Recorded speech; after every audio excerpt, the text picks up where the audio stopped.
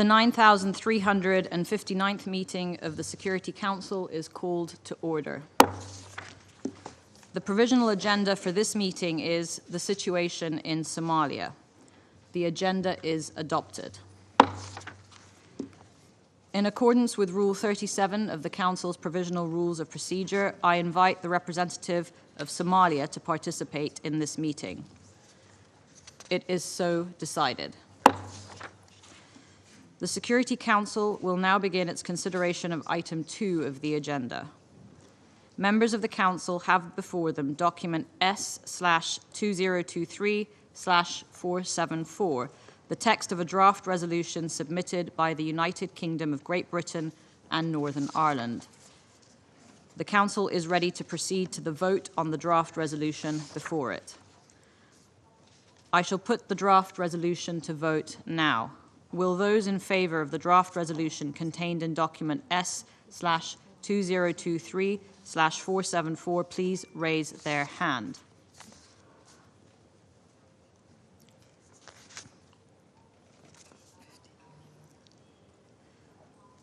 The result of the voting is as follows. The draft resolution received 15 votes in favour.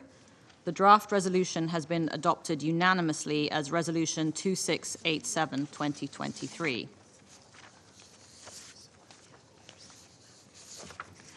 I now give the floor to those members of the Council who wish to make statements after the vote. I give the floor to the representative of Gabon. Madam President, on behalf of the member of the A3, namely Gabon, Mozambique, and Ghana, we thank the UK for its effort in facilitating consensus on the text of the resolution that has just been adopted unanimously. We welcome the extension of ATMIS mandate until December 2023 and believe that the period provides a fair duration for ATMIS and the federal government of Somalia to prepare for the phase 2 of drawn down of ATMIS troops. The situation in Somalia is at a critical point.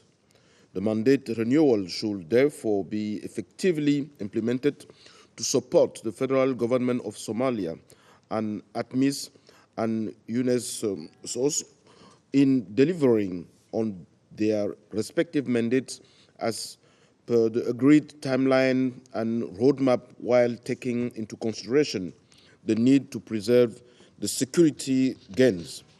In this regard, we look forward to receiving the joint technical assessment to evaluate the phase 1 of the drawn down, as well as the update on the preparation for the phase 2.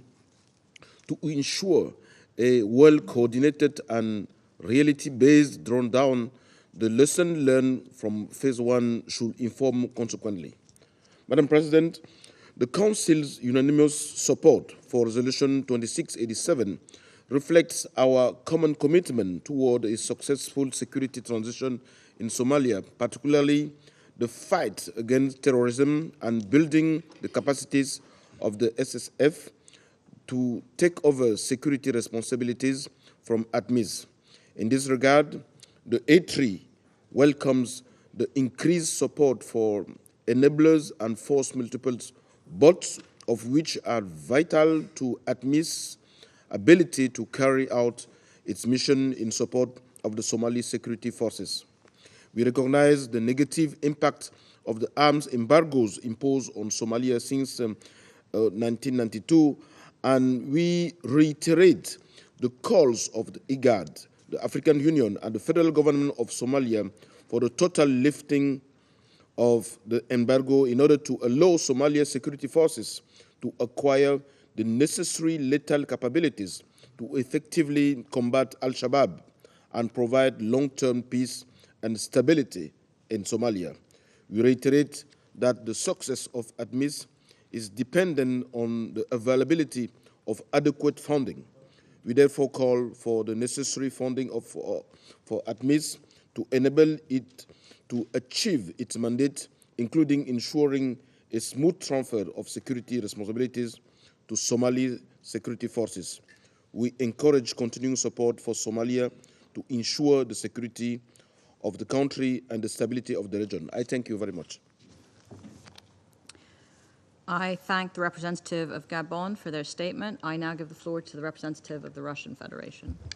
Госпожа председатель, Madam President, Российская Федерация проголосовала за подготовленный британскими коллегами проект резолюции Совета Безопасности о продлении на 6 месяцев мандата переходной миссии Африканского Союза в Сомали, а также отделения ООН по поддержке Сомали. Мы полностью поддерживаем работу Афромиротворцев, остающихся важнейшим фактором обеспечения безопасности Сомали и сдерживания угрозы Аль-Шабаб. Категорически осуждаем все теракты, воздаем должное отметить pay tribute to ATMIS and the National Army of Somalia, including those service members who laid down their lives in fighting the armed groups. We have a positive view of the material, technical, and logistical support provided by UNSOS. At the same time, we must state that despite some positive outcomes of the offensive operations in Somalia and ATMIS, Al-Shabaab continue keeping firm positions in the country. The number of acts of terror using IEDs in the first quarter of this year has exceeded this number in all recent years. Therefore, we should not be hasty when it comes to withdrawing the African peacekeeping mission from Somalia. Reducing the number of its contingents should be a function of the state of play on the ground. Creating a security vacuum is unacceptable. The main goal at this stage for us is concentrating the efforts of the international community on enhancing the effectiveness of the federal security and armed forces and decisively putting down the extremists. In order to do that, the African peacekeepers should have the necessary resources. They need to have the space they will need for that. And Somalia itself should have the possibility of strengthening the potential of the armed forces, and this is impossible without reviewing the arms embargo. I thank you for your attention. I thank the representative of the Russian Federation for their statement. I now give the floor to the representative of Somalia.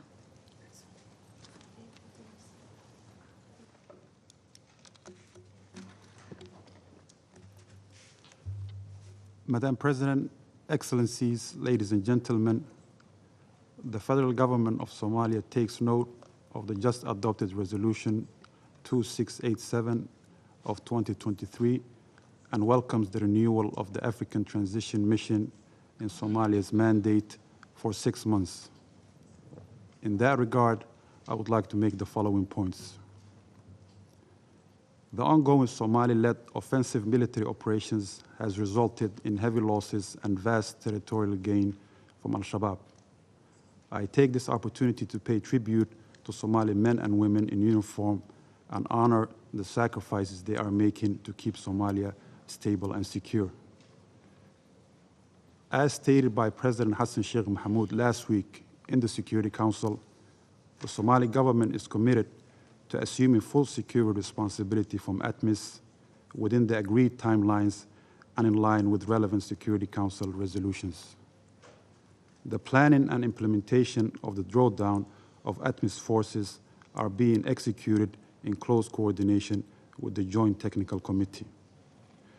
In particular, Phase 1 of the drawdown of 2,000 ATMIS troops is nearing completion, and the Somali National Armed Forces are assuming responsibility for 4 forward operating bases while collapsing 3 others.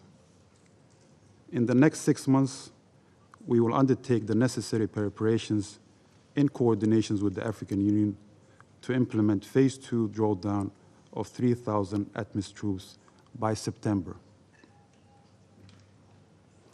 The timely delivery of the gradual transfer of security responsibilities from ATMIS to Somali security forces is contingent upon the availability of the requisite operational capabilities to Somali security forces.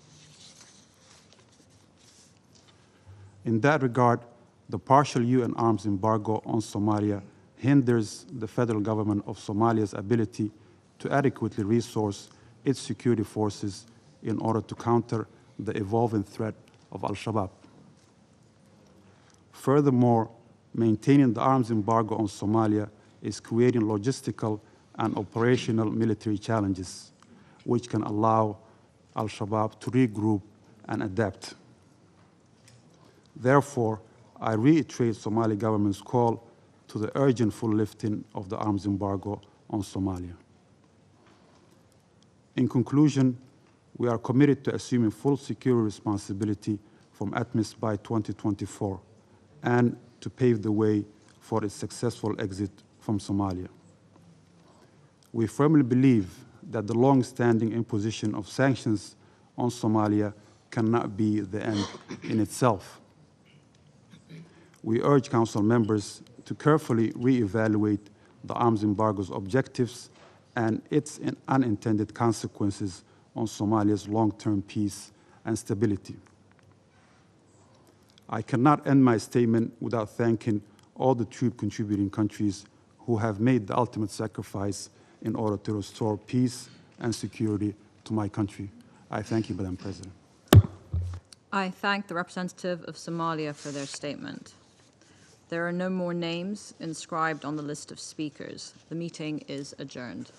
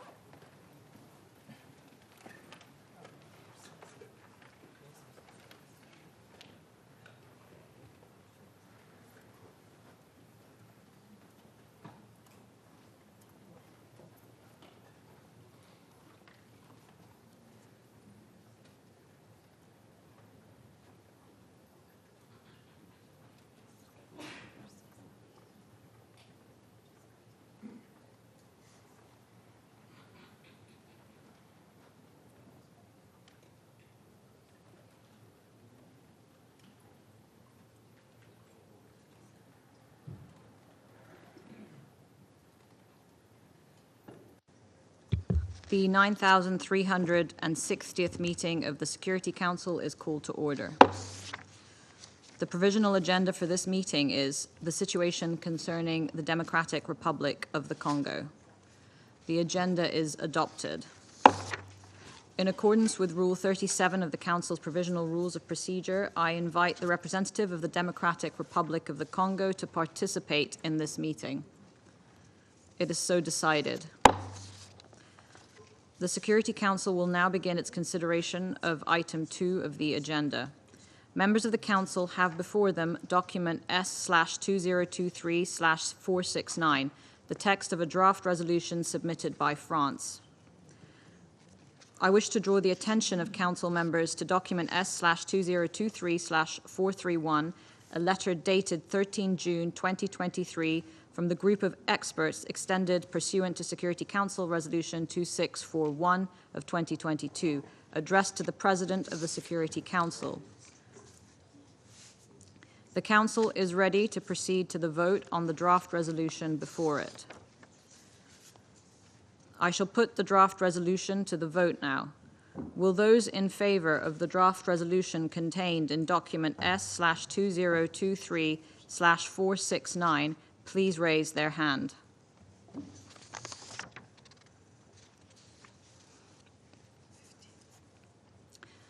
The result of the voting is as follows. The draft resolution received 15 votes in favor. The draft resolution has been adopted unanimously as Resolution 2688/2023.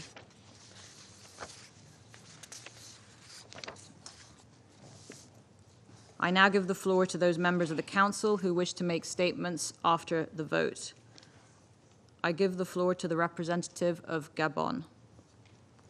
Madame la Présidente, Madam President, notre vote favorable our vote in de la favor résolution qui vient d'être unanimement adoptée of the ce resolution which matin was adopted unanimously s'inscrit dans notre is dynamique et part nos efforts of our d'assainir le trend and paysage efforts to sécuritaire improve the en République security démocratique du landscape Congo, in the DRC en resserrant les taux by sur les tightening groupes the armés noose et en offrant around the armed la groups pleine and capacité aux autorités congolaises offering full de capacity to contrer Congolese efficacement les authorities activités des groupes to armés effectively lourdement counter the armés et armed dont groups who are les heavily ravages armed et and atrocités who sont connus continue de tous. wreaking havoc and C'est atrocities toute la pertinence de la levée complète de l'obligation de notification, dont la vocation est de permettre aux forces armées congolaises de s'acquitter plus efficacement de leur mandat constitutionnel de défense de l'intégrité territoriale de leur pays. En ce sens, nous nous félicitons de la soumission du rapport confidentiel présenté par le gouvernement de la République démocratique du Congo à l'application de la résolution 2667. Et nous saisissons cette opportunité pour appeler au maintien d'un consensus large au sein du Conseil de sécurité sur la situation en République démocratique du Congo, au moment où le pays se trouve à une phase charnière et a besoin d'une plus grande solidarité internationale. Il est fondamental que la communauté internationale focalise davantage ses efforts et demeure mobilisée pour mettre fin au cycle chronique de violence auquel sont en proie d'innombrables hommes, femmes, jeunes et enfants dans l'Est de la République démocratique du Congo. Je vous remercie. I thank the representative of Gabon for their statement. I give the floor to the representative of the Russian Federation. Госпожа председатель, Madam President, Российская Федерация Russian поддержала Federation подготовленный французской supported делегацией the проект draft prepared резолюции by the French Совета delegation, Безопасности о the продлении draft resolution санкционного of Security Council on extending режима в the отношении sanctions Демократической regime Республики against Конго. the Хотели бы вновь DRC. We повторить would нашу like to позицию. В reiterate тех our случаях, position here. когда In those санкции не cases, when the соответствуют sanctions are фактической not обстановке, in line with the мешают actual планам situation, when национальных they impede the правительств, plans of областей, national государственного governments when it формирования comes to эффективных state вооруженных building, сил, creating их effective необходимо armed подвергать forces, обзору they и need to be модифицировать вплоть до reviewed полной отмены. and adjusted up to and Отрадно, including что в their full декабре lifting. прошлого года Совет Безопасности I'm принял happy to такое see решение that in December last отменить year, the уведомительный Security режим в Council отношении did make such a Демократической decision Республики and Конго. lifted the notification Хотели бы regime on также вновь DRC. We would акцентировать, like что to Россия в once again принципиальном плане underscore that выступает Russia, против the matter of дополнения principle, санкционных режимов is в Совета Безопасности against нелегитимными односторонними implementing мерами. sanctions regimes within DRC through illegitimate unilateral measures. I thank you. I thank the representative of the Russian Federation for their statement. I now give the floor to the representative of the Democratic Republic of the Congo.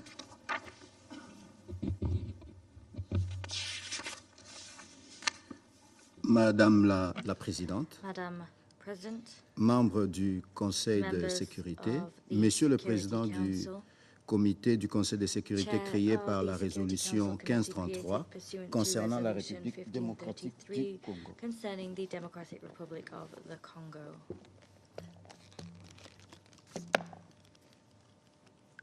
Ma délégation prend acte delegation du projet de takes résolution note of S draft resolution 2023-469 S/2023 que vous venez d'adopter par unanimité For- et vous for remercie une fois de 069 plus that pour you've votre just unanimously engagement adopted, à la and we cause thank de you mon once pays. again for your commitment Mon to the pays cause of my accueille country. avec My satisfaction country le renouvellement jusqu'au 1er juillet 2024 du régime des sanctions en vigueur contre toutes les entités non gouvernementales ainsi que des individus opérant sur le territoire congolais.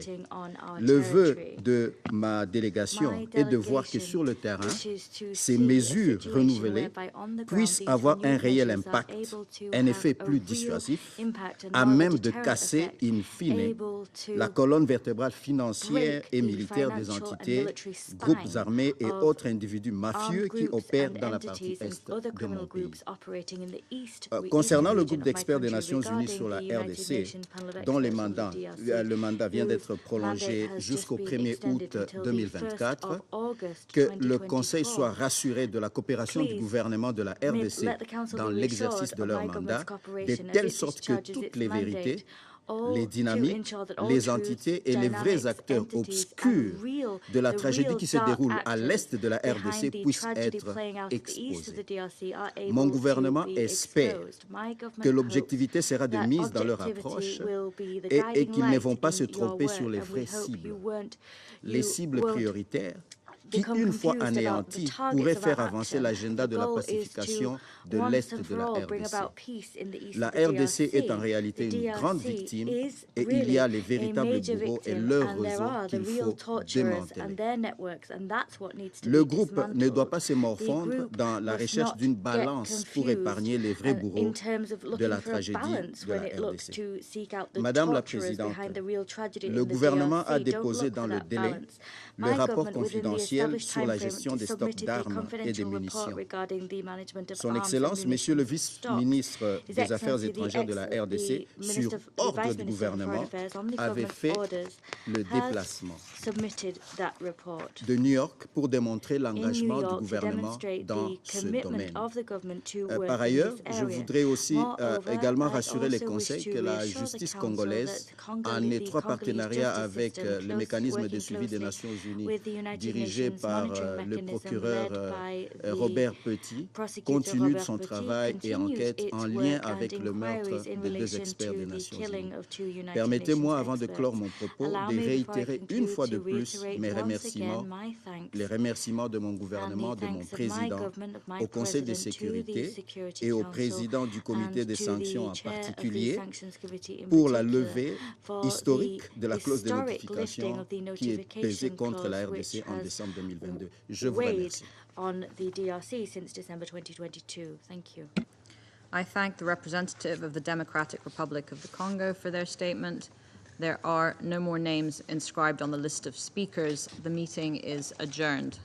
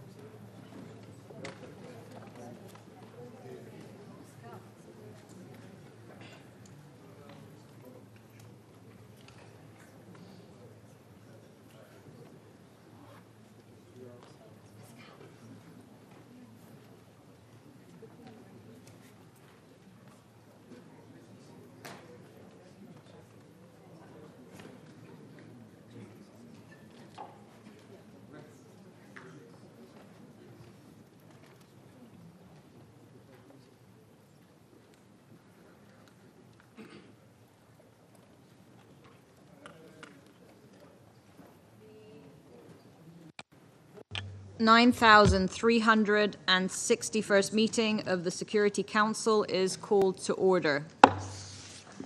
The provisional agenda for this meeting is the situation in the Middle East, including the Palestinian question. The agenda is adopted. In accordance with Rule 37 of the Council's Provisional Rules of Procedure, I invite the representative of Israel to participate in this meeting. It is so decided. I propose that the Council invite the permanent observer of the Observer State of Palestine to the United Nations to participate in the meeting in accordance with the Provisional Rules of Procedure and the previous practice in this regard. There being no objection, it is so decided. In accordance with Rule 39 of the Council's Provisional Rules of Procedure, I invite the following briefers to participate in this meeting. Mr. Tor Wensland, Special Coordinator for the Middle East Peace Process, and Mr. James Zogby, President of the Arab American Institute. It is so decided. The Security Council will now begin its consideration of Item 2 of the agenda. I now give the floor to Mr. Tor Wensland.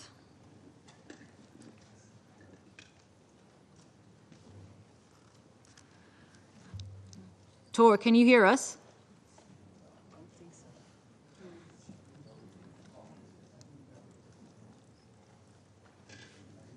Are you there? Sound check, please. All right, we'll try calling him.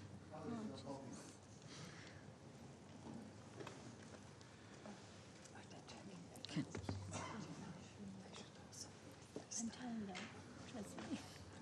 Testing. Mr. Tor Wensland, you have the floor.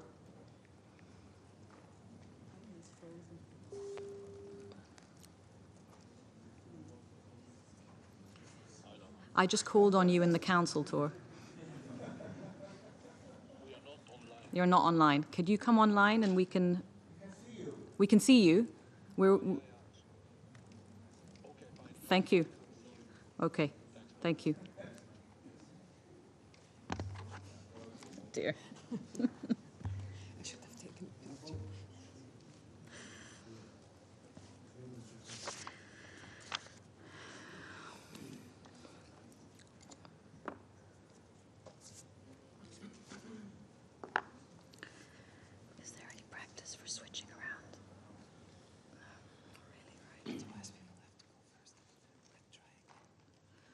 Tor, can you now hear us? I don't think he can hear us. Should we go with this? All right. With everyone's permission, I'm going to start with our second briefer, if he's in the room, while we get Mr. Tor Wensland online. Is Mr. James Zogby? Yep, he's at his seat. I now give the floor to Mr. James Zogby.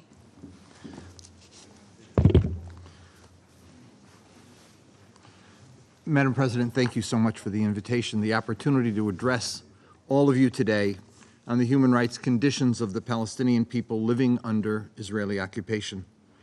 From recorded votes at the United Nations General Assembly, I know most of your governments recognize the magnitude and urgency of this concern, but many feel they lack the capacity to end the injustices of the occupation. Meanwhile, those who have the capacity to defend Palestinian rights either make do with statements of concern or take steps that actually enable the nightmare to continue. Almost 5 decades ago, I was invited to address a UN forum on this very issue. I cited concerns with collective punishment of civilian populations, massive home demolitions, prolonged detention without charge, torture, land confiscation, and settlement expansion. Instead of presenting numbers, I chose to put a human face on the victims. I did so because while Israeli victims of violence were known, Palestinians were objectified and depersonalized. It didn't do justice to simply tally up the numbers of the men in a village whose hands were tied behind their backs, blindfolded, forced to sit in a village square overnight on cold ground or in direct sun in the heat of day. They needed to be known, and the impact of this humiliation and abuse on their families had to be understood. And what of the thousands of families given an hour to clear out their belongings before the bulldozers came to demolish their homes to create a so-called security corridor? Or those awakened in the middle of the night as their homes were invaded, ransacked, and photographed by occupation forces in order to map the neighborhood? Or the farmers standing powerless as their 100-year-old orchards were demolished to make way for a security zone? Behind each incident are real people whose lives were upended, futures darkened, their families traumatized and angry. Tragically, these same horrors continue to define the Palestinian reality today. Annually, the General Assembly speaks to these violations of rights. Its resolutions are ignored. Commissions you create and human rights monitors you empower are denounced and demonized. And when Palestinians prepare a case for the International Criminal Court, they're threatened with sanctions. And yet it remains important to note that these violations continue to occur daily, impacting the lives and futures of millions of real people. Their voices must be heard, their rights must be protected. There are those in my country who denounce the UN for its resolutions on Palestinian rights. They charge the UN with singling Israel out for criticism and suggest an unhealthy obsession with Israel. Such a charge is both false and a denial of Palestinian humanity. In the first place, the UN has a special responsibility for Israel-Palestine. Israel is the only country conditionally admitted for membership, obligating it to implement UN resolutions passed prior to its admission. Since then, and especially after the '67 war, Israel has violated a range of laws and conventions and done so with impunity. It's not Israel that's being singled out for criticism. Rather, it's Israel that's being singled out by some in my country and excused from accountability for their behavior. The deformities this has created are worrisome. There's an extremist political culture in Israel today that's a byproduct of this entitlement and impunity. Polling data demonstrates a majority of Israelis do not view Palestinians as equal human beings, deserving of having their rights protected, with a substantial plurality supporting annexation of occupied lands and the expulsion of Palestinians who live there.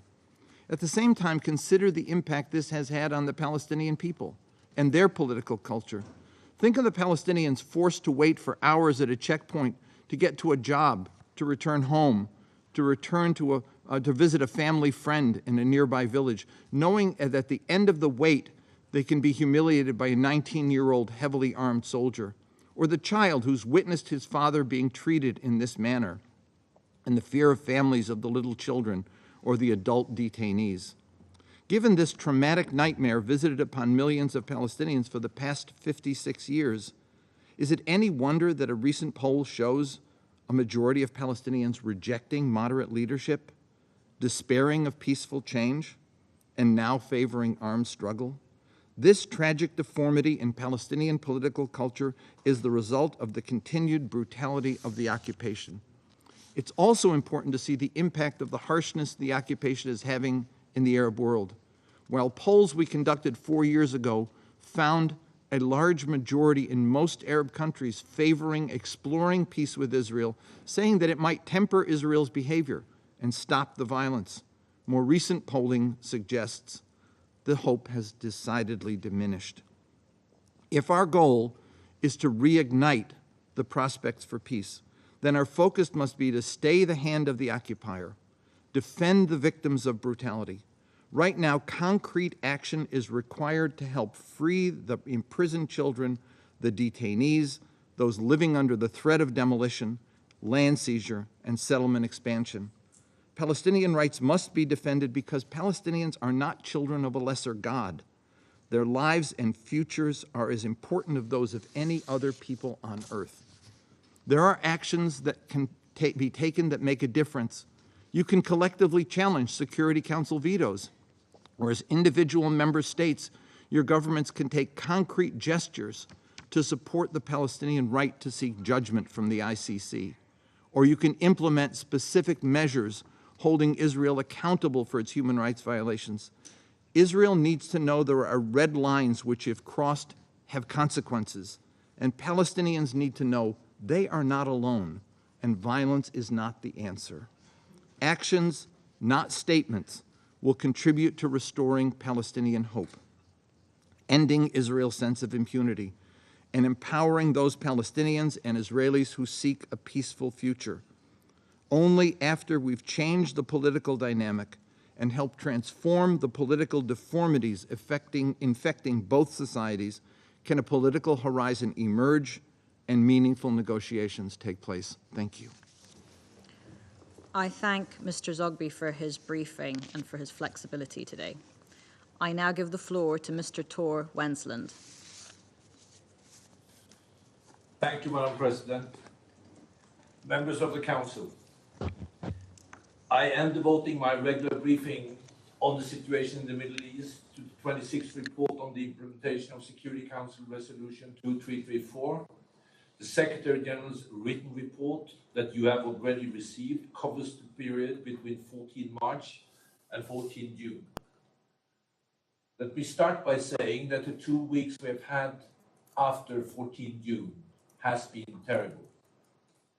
Since the submission of the written report, we have seen an alarming spike in violence across the northern and central occupied West Bank, leading to numerous Palestinian and Israeli casualties.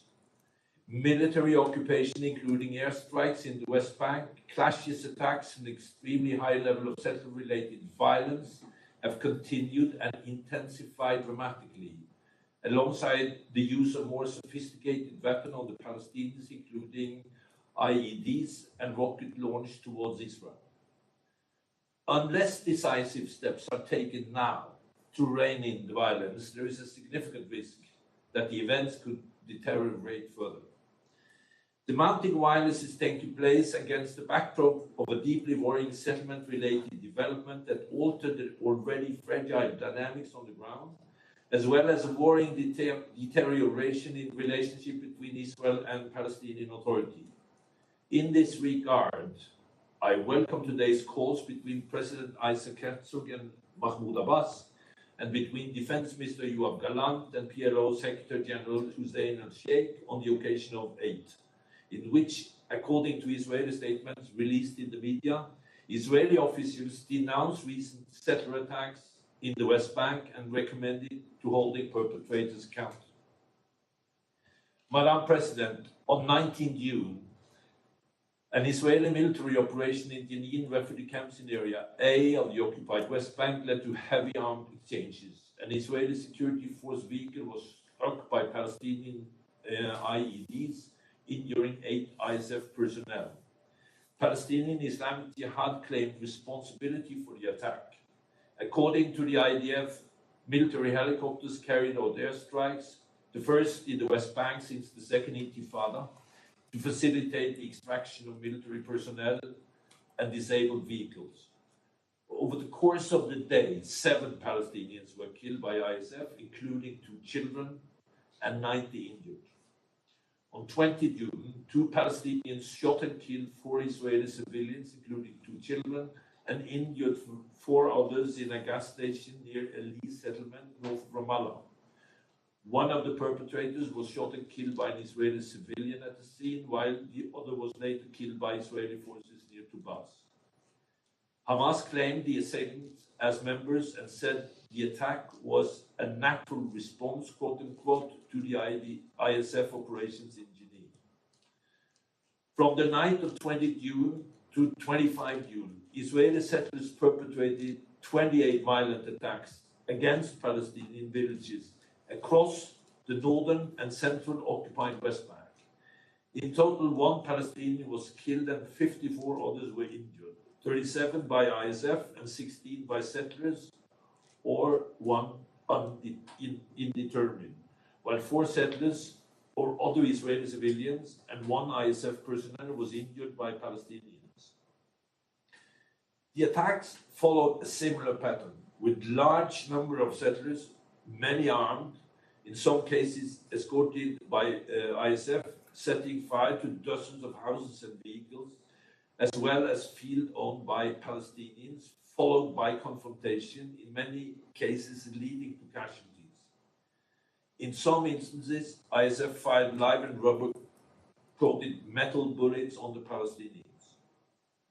Same day, on 20 June, in Al-Lubnan, Al-Sharqiyah, settlers' arson also targeted a gas station and 3 Palestinians, including a child, that were injured. On 21st of June, over 300 settlers again attacked the Palestinian village of Turmuzaya, northwest of Ramallah. In the ensuing confrontation, 1 Palestinian was shot and killed by the ISF, and 8 others were injured by live ammunition.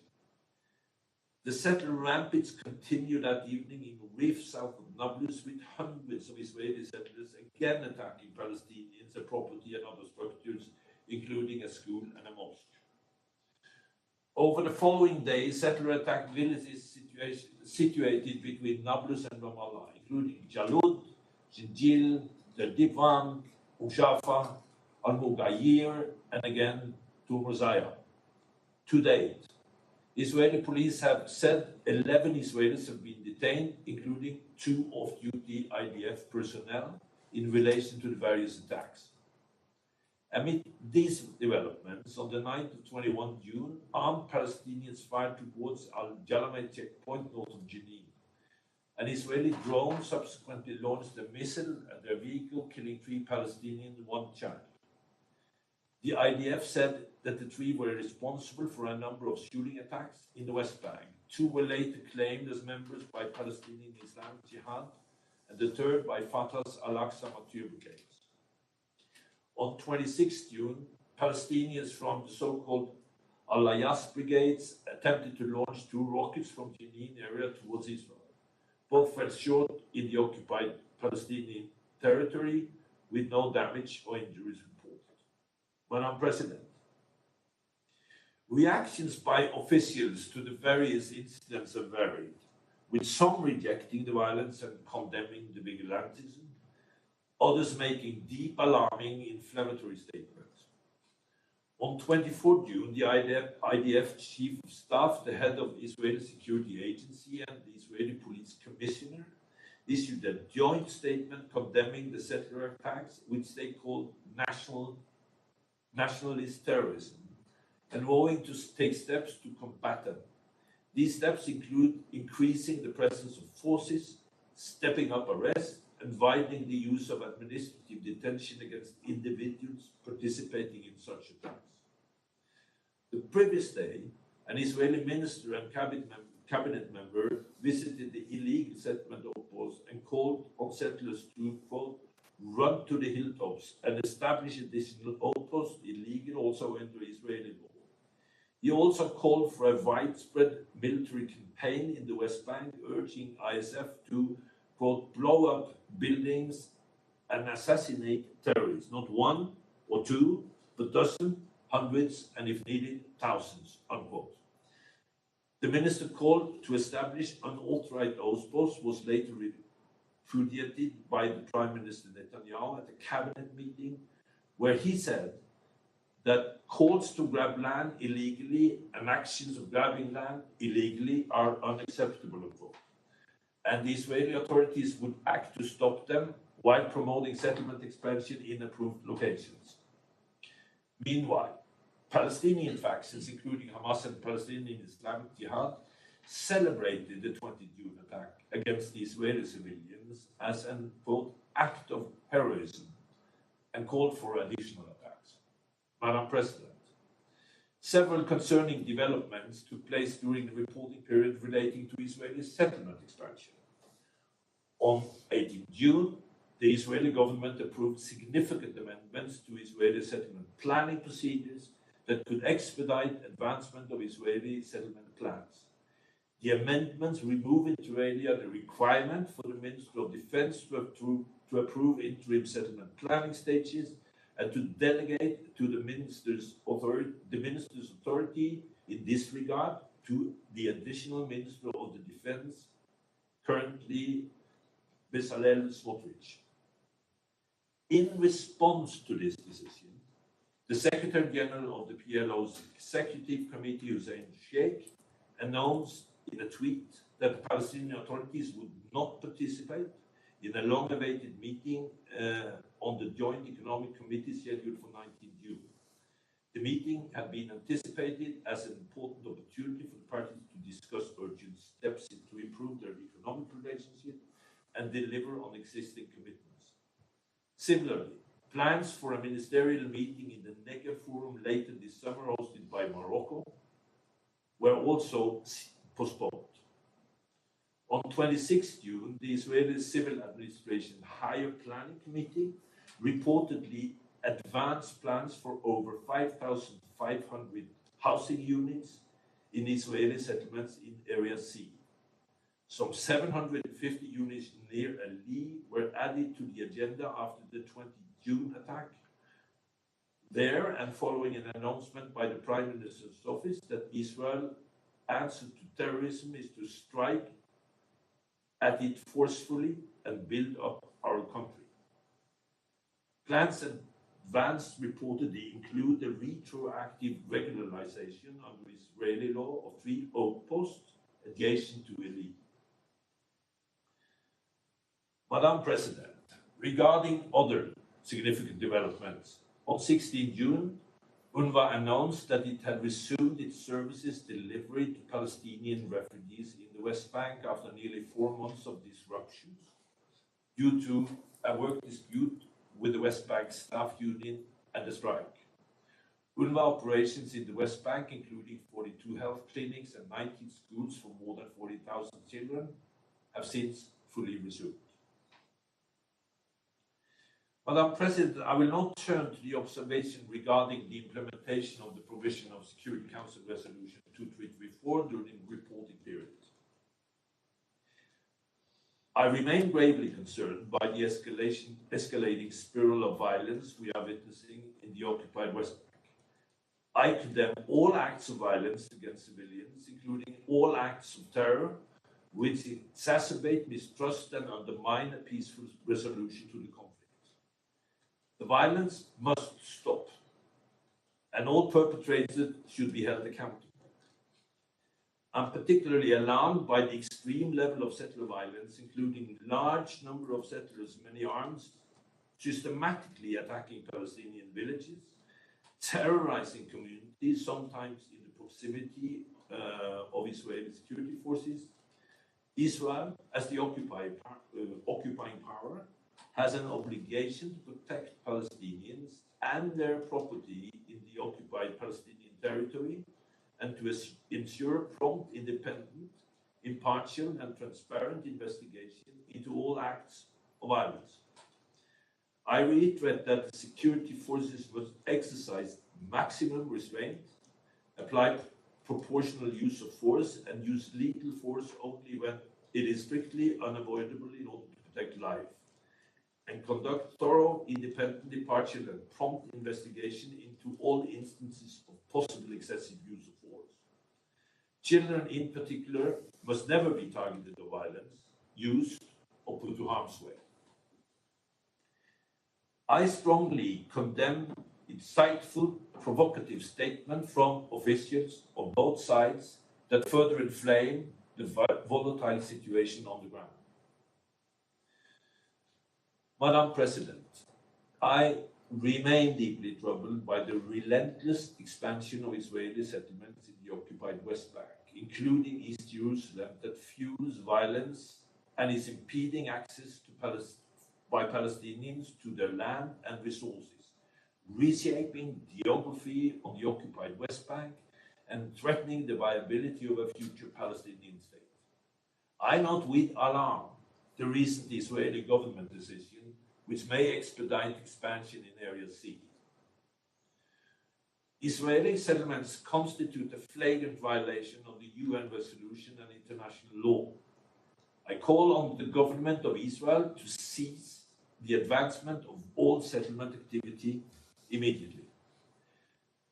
I call upon the Israeli government to end the demolition of Palestinian-owned property and prevent the possible displacement and eviction of Palestinians in line with the obligation under international humanitarian and international human rights law. I urge Israel to approve plans that would enable Palestinian communities in Area C and East Jerusalem to build legally and address their development needs.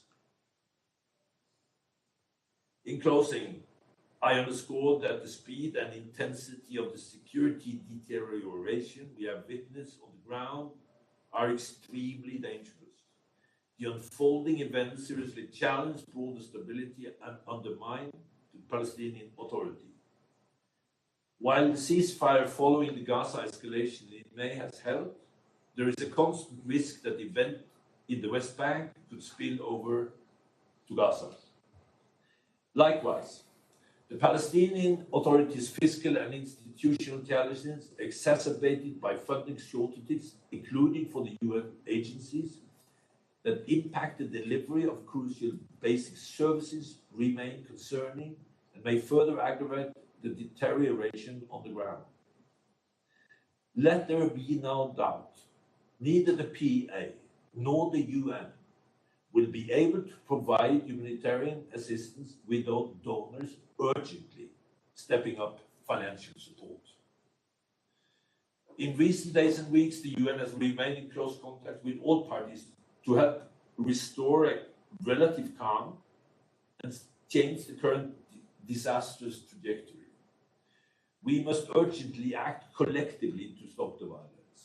At the same time, it's crucial to bring the parties back into a path that addresses the political issues driving the current dynamics, so that the process to resolve the core issues can begin. The deepening occupation, settlement expansion, the high level of violence against civilians, including acts of terror, and critically, the absence of a political horizons are rapidly eroding hope among Palestinians and Israelis, and particularly among youth, that a resolution of the conflict is achievable. I urge all leaders to put on the brakes and rethink the options. The choice is clear. Either continue along the downward spiral of violence and provocation, leading to a political vacuum, or to turn towards constructive dialogue linked to concrete actions that can create hope and a political horizon.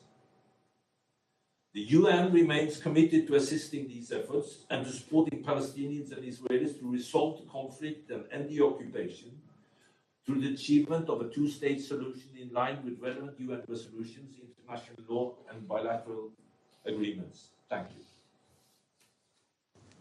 I thank Mr. Wensland for his briefing. I now give the floor to those council members who wish to make statements. I give the floor to the representative of the United States. Thank you, Madam President. Thank you, Special Coordinator Wensland, for your briefing, and Dr. James Zogby for your insights. We share your alarm over the violence in the West Bank and remain deeply troubled by the escalation we have witnessed this year. We were horrified by the brutal terror attack against Israelis near Eli in the West Bank on June 21st that killed 4 and injured several others. We condemn this attack in the strongest terms and offer our deepest condolences to the families of those killed and wish the injured a speedy recovery. We also condemn the recent extremist settler attacks against Palestinian civilians, which have resulted in a death, injuries, and significant damage to their property. We extend our condolences to the families of those affected and have underscored to the Israeli government the importance of holding fully accountable and prosecuting those responsible for these acts of violence.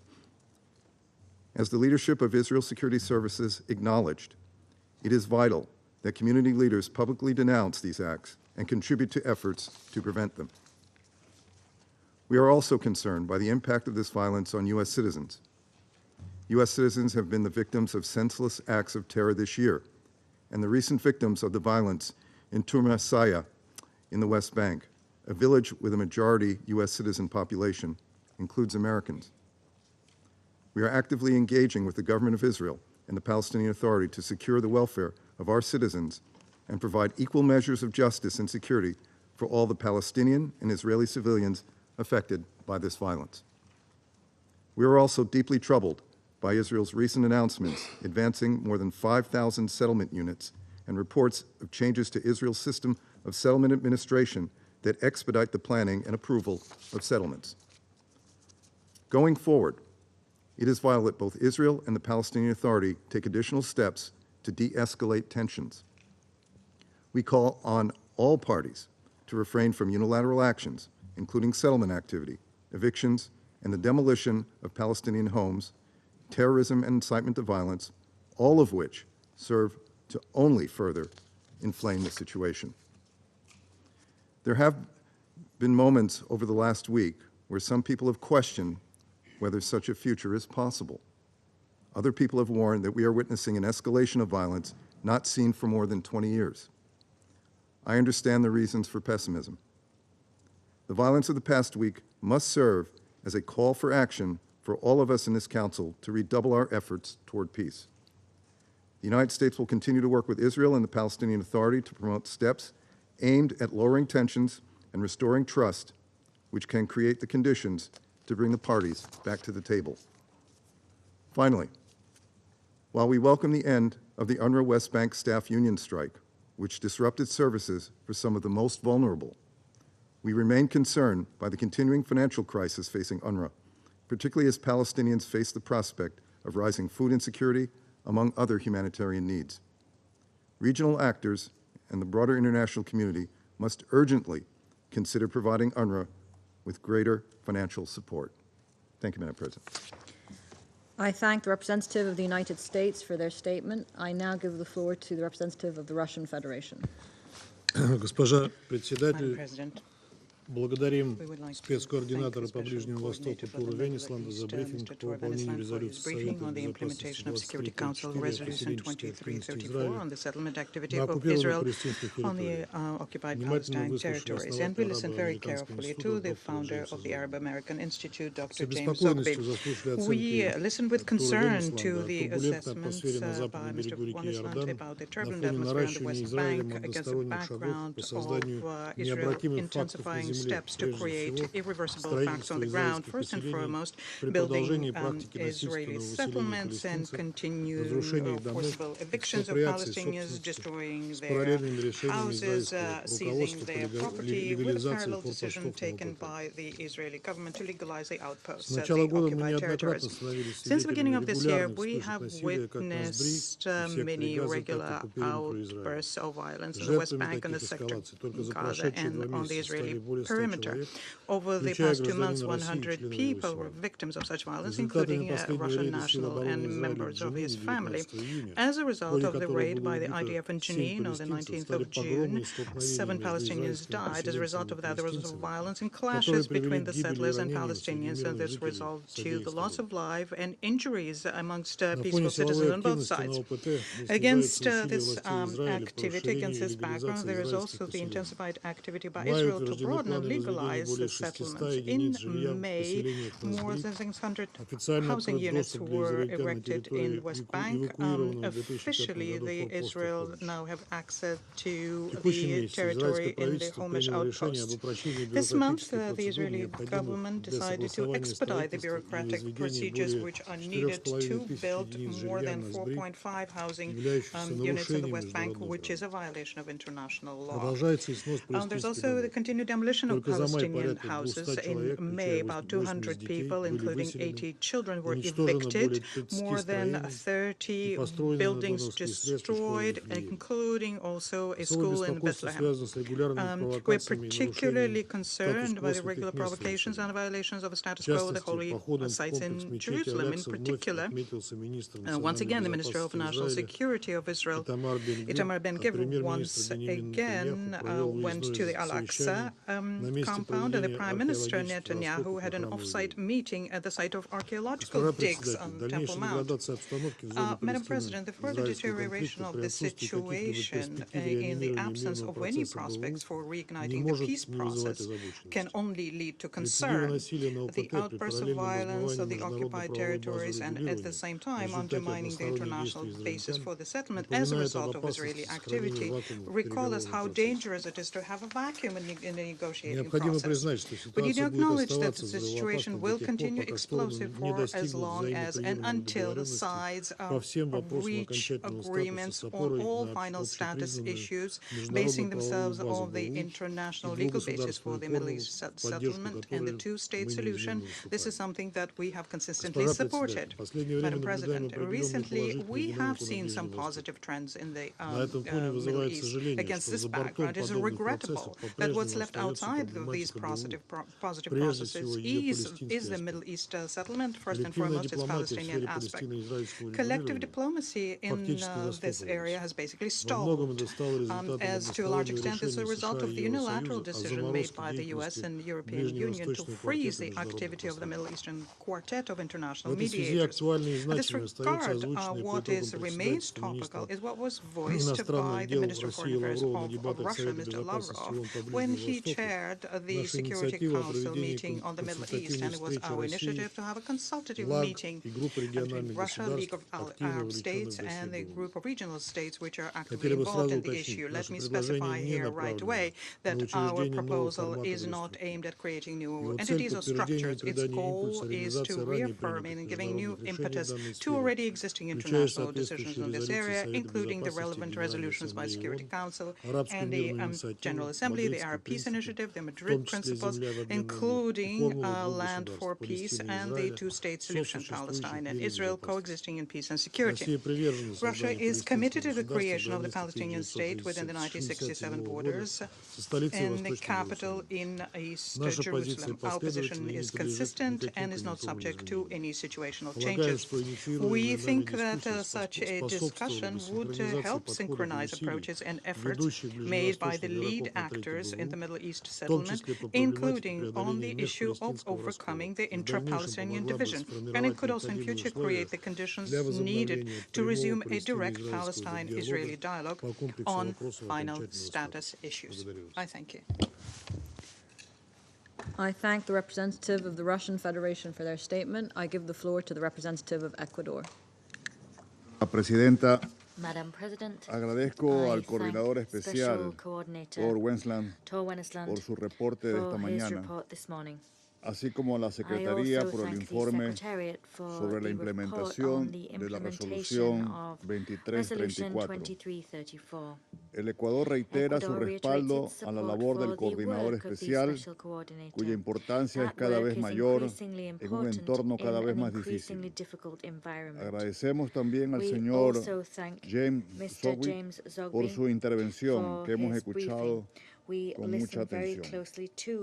Nos complace que hace unos pocos minutos este Consejo, a través de su presidenta, haya hecho escuchar su voz de consenso y haya informado sobre las consultas mantenidas el viernes pasado sobre el asunto que hoy nos convoca. El informe escrito que hemos recibido, que cubre lo sucedido hasta el 14 de junio, es preocupante. Y varios de los hechos que en él se relatan han sido ya abordados en esta sala. Los acontecimientos de los últimos 10 días han sido aún más lamentables, pues dejan claro que la prudencia, la contención y el sentido común han sido superados por la retórica inflamatoria, las decisiones unilaterales, la violencia sin sentido y el terror. El Ecuador condena en los más enérgicos términos todo tipo de violencia contra civiles y cualquier acto de terrorismo, venga de donde venga, así como su inaceptable exaltación, al tiempo que se solidariza con las víctimas, tanto palestinas como israelíes. Es necesario que los responsables de estos actos reprochables sean llevados a la justicia y rindan cuenta por lo que han hecho. Reiteramos el llamado a las partes a respetar el derecho internacional, los derechos humanos, el derecho internacional humanitario, incluyendo los principios de distinción y proporcionalidad, así como su obligación de proteger a la población civil. Señora Presidenta, hace 4 meses, en la declaración de la Presidencia, este Consejo expresó su profunda preocupación y consternación por el anuncio realizado por Israel de que continuarían la construcción y expansión de los asentamientos y la legalización de los asentamientos de avanzada. Y asimismo reiteró que la continuación de las actividades de asentamiento israelíes está poniendo en grave peligro la viabilidad de la solución biestatal basada en las fronteras de 1967. El 19 de marzo, luego de reunirse en Sharm el-Sheikh, las partes emitieron un comunicado según el cual el gobierno de Israel y la Autoridad Nacional Palestina reafirmaron su disposición y el compromiso conjunto de trabajar inmediatamente para poner fin a las medidas unilaterales durante un periodo de 3 a 6 meses, incluyendo el compromiso israelí de detener el debate sobre cualquier nueva unidad de asentamiento durante 4 meses y de detener la autorización de cualquier puesto de avanzada durante 6 meses. A pesar de este compromiso, el secretario general informa que entre el 14 de marzo y el 14 de junio, las autoridades israelíes adelantaron unas 920 unidades de vivienda en Jerusalén Oriental y aprobaron 1.890 unidades de vivienda en Cisjordania. Y apenas la semana pasada se anunció que se avanzará con la planificación de miles de unidades de vivienda en asentamientos de Cisjordania y que se ha decidido cambios en el sistema administrativo israelí que harán más rápida su autorización en el futuro. Es desalentador que los insistentes llamados que se han hecho desde este Consejo, así como los compromisos voluntariamente asumidos, han sido ignorados e irrespetados.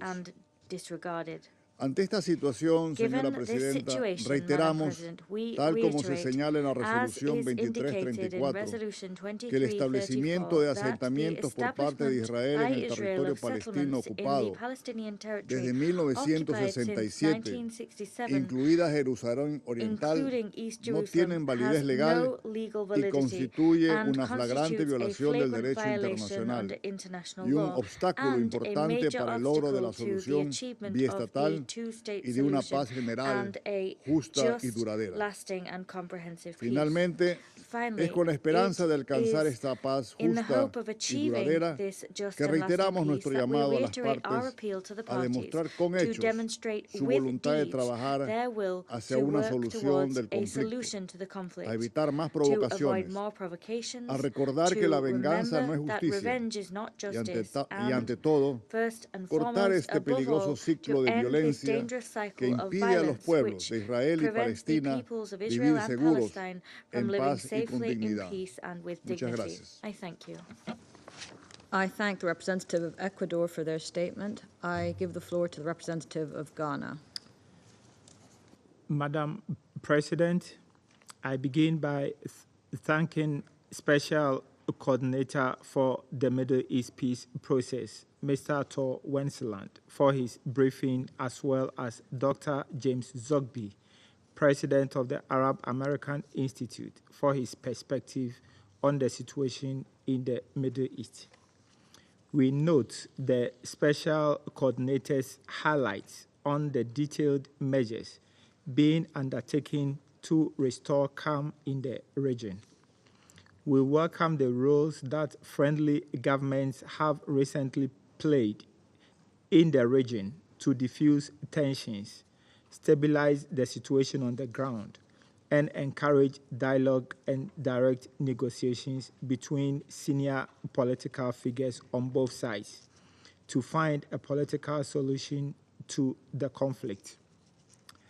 Madam President, it is regrettable that the period under consideration has been characterized by an increase in Israeli settler activities, which resulted in the displacing of Palestinian families, encroachment of Palestinian lands, physical attacks, arrests without due process, and the killing of children and armed civilians in the occupied Palestinian territories, especially in northern West Bank, Gaza, and East Jerusalem by both parties.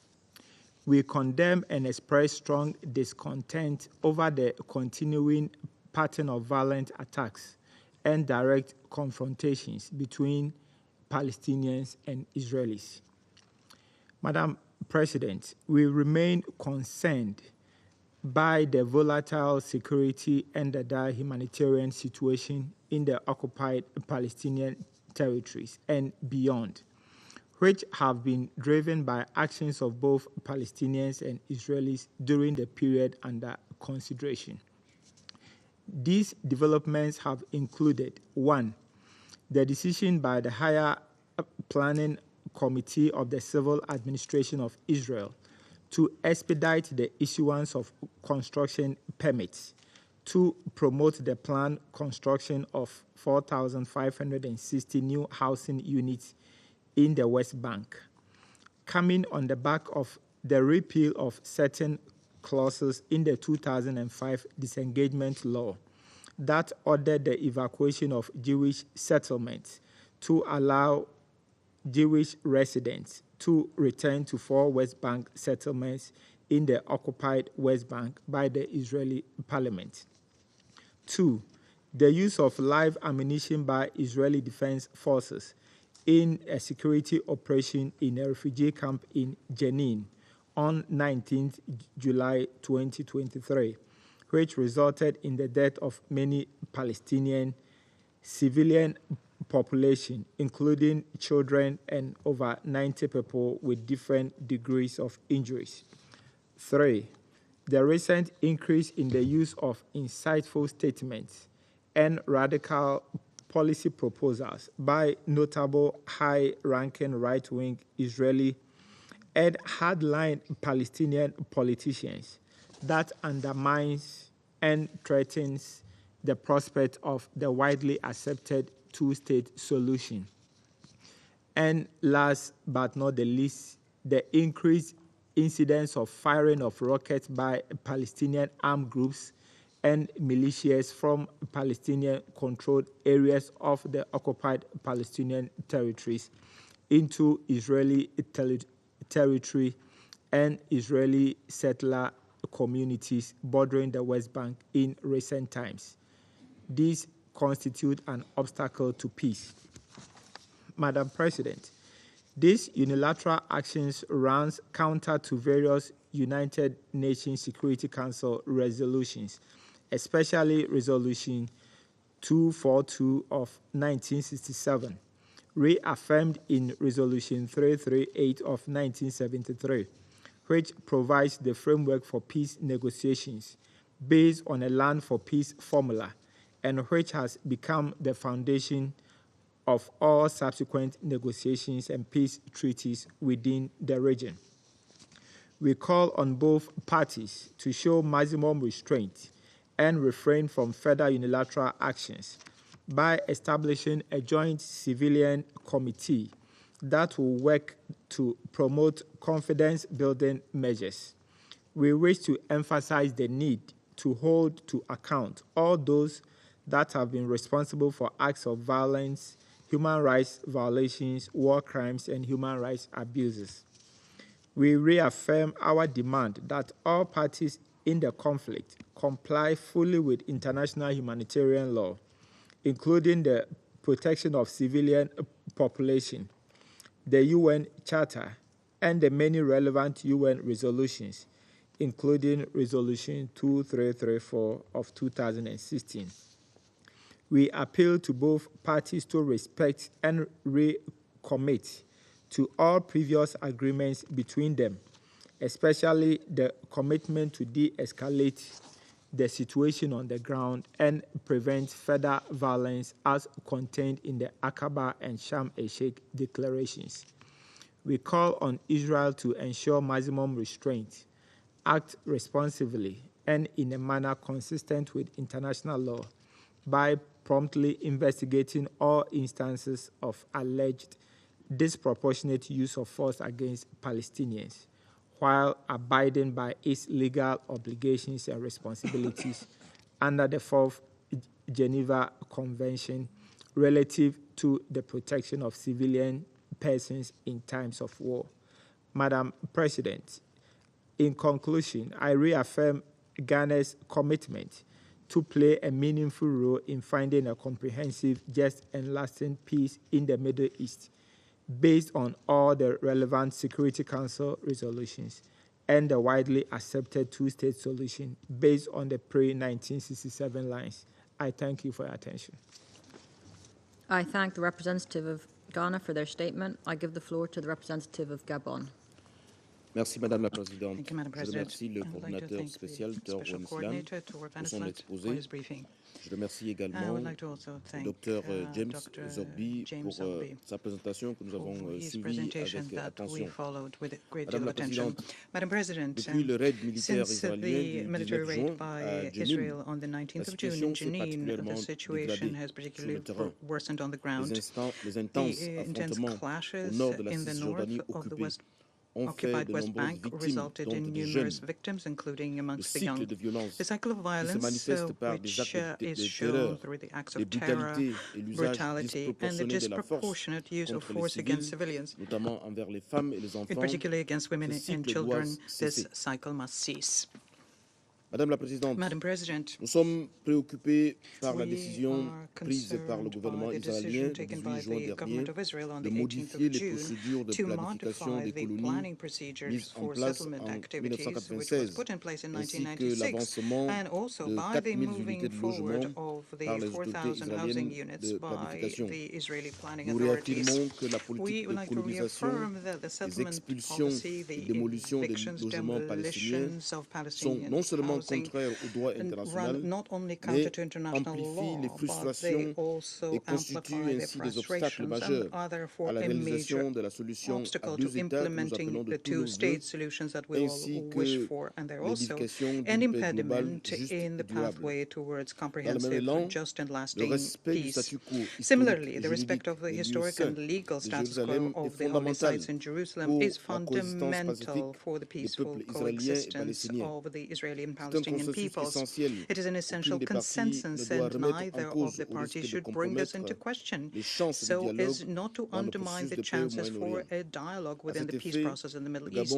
In this regard, we would like to reiterate our commitment to the crucial role played by the Kingdom of Jordan as the official custodian of the holy Muslim sites in Jerusalem. And we call on each party to abstain from any kind of bellicose rhetoric, including any kind of provocations which could reignite tensions. Madam President, the situation in Gaza remains particularly difficult, and it's characterized by the restriction to the movement of people and goods to or from Gaza, and it therefore worsens the living conditions of more than 2 million Palestinian residents. Even though the movement of goods through the borders is on the increase, and the number of permits to leave issued by Israel for work has increased in the month of May, the eligibility conditions for such as permits remain drastic.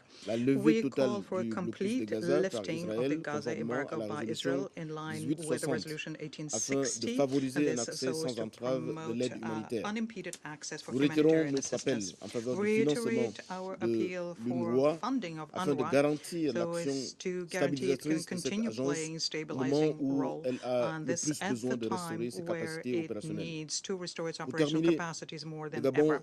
To conclude, we would like to reiterate our appeal for restraint, cessation of hostilities and dialogue, and we urge the parties to uphold the resolutions of this Council, in particular Resolution 2334, and to implement the commitments undertaken in Aqaba and in Sharm el-Sheikh. We ask for a greater involvement of those states which can exert influence on the parties so as to arrive at a sustainable political solution to the Israeli-Palestinian conflict, which leads to tensions in the entire region. I thank you. I thank the representative of Gabon for their statement. I give the floor to the representative of Switzerland. Merci, Madame la Présidente. Thank you, Madam President. Également remercier le coordinateur spécial pour le processus de paix au Moyen-Orient, Mr. Tor Wennesland, de son exposé détaillé et prend bien note du briefing de M. James Zogby's. Comme nous venons de l'entendre, ce mois de juin a été à nouveau marqué par un niveau très élevé de violence dans le territoire palestinien occupé. La Suisse rappelle que les colonies sont illégales au regard du droit international. Il constitue en outre un obstacle majeur à une paix basée sur une solution à deux États, comme le note aussi la résolution 2334 de ce Conseil. Israël est tenu de ne prendre aucune mesure qui introduirait des changements permanents, en particulier démographiques et administratifs, dans le territoire occupé. À cet égard, la Suisse appelle Israël à renoncer au changement de procédure d'approbation pour la construction dans les colonies du 18 juin dernier et à la construction de plus de 5500 nouvelles unités de logement dans les colonies. À la suite de l'opération menée lundi 19 juin dernier par les forces de sécurité israéliennes dans le camp de réfugiés de Jenin, qui a coûté la vie à 7 Palestiniens, dont 2 enfants, et fait près de 100 blessés, nous rappelons les obligations des autorités israéliennes en vertu du droit international. L'usage de la force doit notamment répondre aux critères de la proportionnalité et respecter les droits de tout individu à la vie et à la sécurité de sa personne. L'utilisation lors de cette récente opération d'un hélicoptère de combat à Jenin, ainsi que l'assassinat ciblé par drone mercredi soir, marquant une escalade préoccupante. La Suisse condamne les actes de violence perpétrés en territoire palestinien occupé, notamment l'attaque qui a coûté la vie à 4 Israéliens à proximité de la colonie d'Eli le 20 juin, dont 2 mineurs. La Suisse condamne également les violences perpétrées cette semaine par des centaines de colons armés à travers la Cisjordanie en guise de représailles, notamment en Tourmus Aya, où elles ont coûté la vie à un Palestinien et causé des dommages aux biens et aux propriétés d'habitants palestiniens. Nous appelons à ce que les responsables de telles attaques répondent de leurs actes. À cet égard, nous avons pris note de la dénonciation de ces actes par les forces armées israéliennes et appelons à ce qu'elles soient suivies de mesures concrètes. Les forces armées israéliennes doivent assumer leurs responsabilités en protégeant la population palestinienne de telles attaques. Madame la Présidente, l'escalade de violence en territoire palestinien occupé est alarmante. L'année 2023 s'inscrit dans le sillage de l'année précédente avec 126 civils tués, dont 35 enfants. Le décès d'un enfant de 2 ans, mort des suites de sa blessure subie lors d'une opération israélienne à Nabi Saleh le 5 juin dernier, a rappelé que les enfants sont beaucoup trop souvent les victimes de ce conflit. Ils ne devraient jamais être la cible de violences ou mis en danger. En février dernier, ce Conseil de sécurité a adopté une déclaration présidentielle appelant les parties à créer les conditions nécessaires pour la paix. Les rencontres d'Aqaba et de Sharm el-Sheikh au printemps dernier avaient provisoirement permis la reprise d'un dialogue en vue d'un abaissement des tensions. La Suisse soutient les efforts qui s'inscrivent dans le sillage de cette déclaration présidentielle.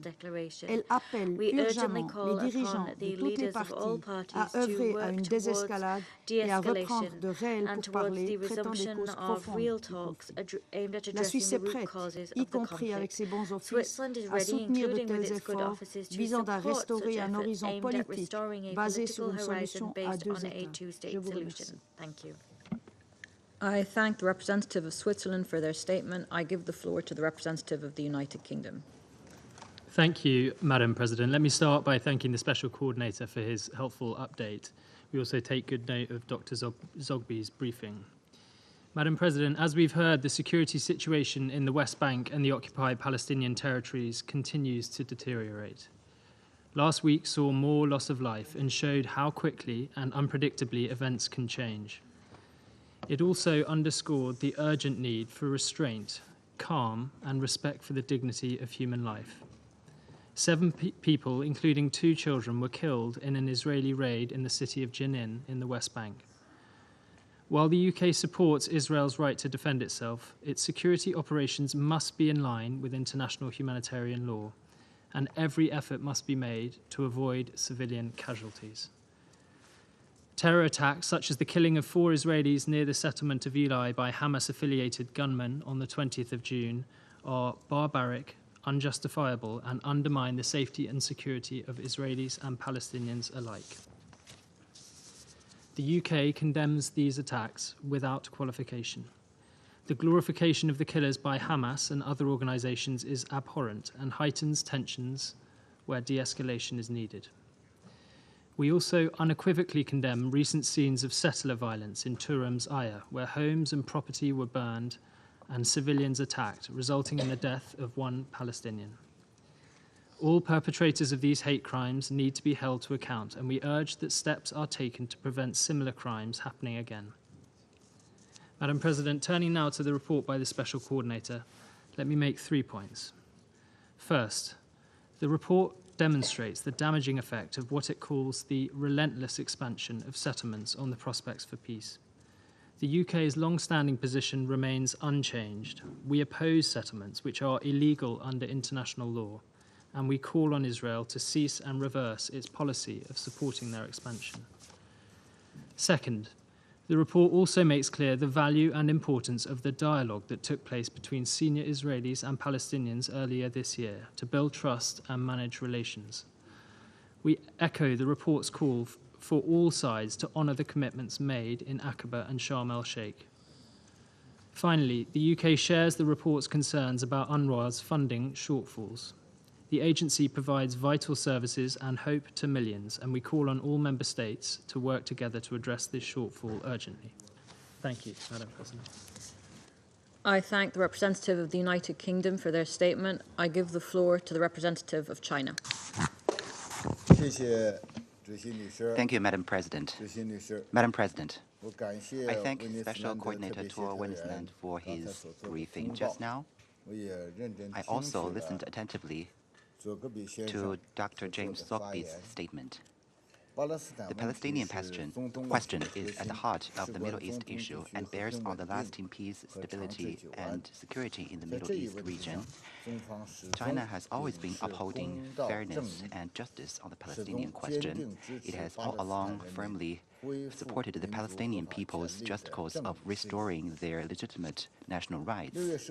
On June the 14th, during his meeting with the visiting President Abbas in China, President Xi Jinping stressed that the fundamental solution to the Palestinian question lies in the establishment of a fully sovereign and independent Palestinian state based on the 1967 borders with East Jerusalem as its capital.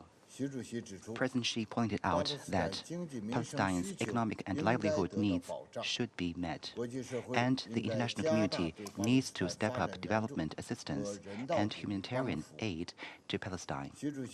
President Xi called for adherence to the right direction of peace talks, respect for the historical status quo of the holy sites in Jerusalem, and avoidance of excessive and provocative words and actions. A large-scale, more authoritative, and more influential international peace conference should be convened so as to create conditions for the resumption of peace talks and contribute concrete efforts to help Palestine and Israel to live in peace. Madam President, last week, in the face of escalating tensions in the occupied Palestinian territories, China, together with the UAE and France, facilitated the convening of urgent consultations at the Security Council on June the 23rd. In connection with the briefing by the Special Coordinator just now, I wish to make 3 further points. First, it is important to break the cycle of violence to pursue common security. The Secretary General's report provided an alarming account of violence and Palestinian casualties in the occupied territories, as well as civilian casualties on the Israeli side. I wish to reiterate China's opposition to unilateral actions that exacerbate tensions in the occupied territories, opposition to all violence against civilians, and opposition to irresponsible provocation and incitement. The occupying power must fulfill its obligations under the international humanitarian law and guarantee the security of people and their property in the occupied territories. Palestine and Israel are neighbors that cannot be moved away from each other. No country should pursue absolute security at the expense of the security of another country. This is impossible both in theory and in reality. The international community must give equal attention to the legitimate security concerns of both sides and promote a vision of common, comprehensive, cooperative, and sustainable security observed by both sides, who must be encouraged to achieve common security through dialogue and negotiation. Second, it is important to uphold the international rule of law and cease unilateral actions to change the status quo. The construction of settlements in the occupied territories violates the international law and runs counter to the requirements of Security Council Resolution 2334. Israel recently adopted a new settlement resolution that streamlines and expedites the settlement approval process and approved several thousand new settlement housing units, about which China expresses its concern.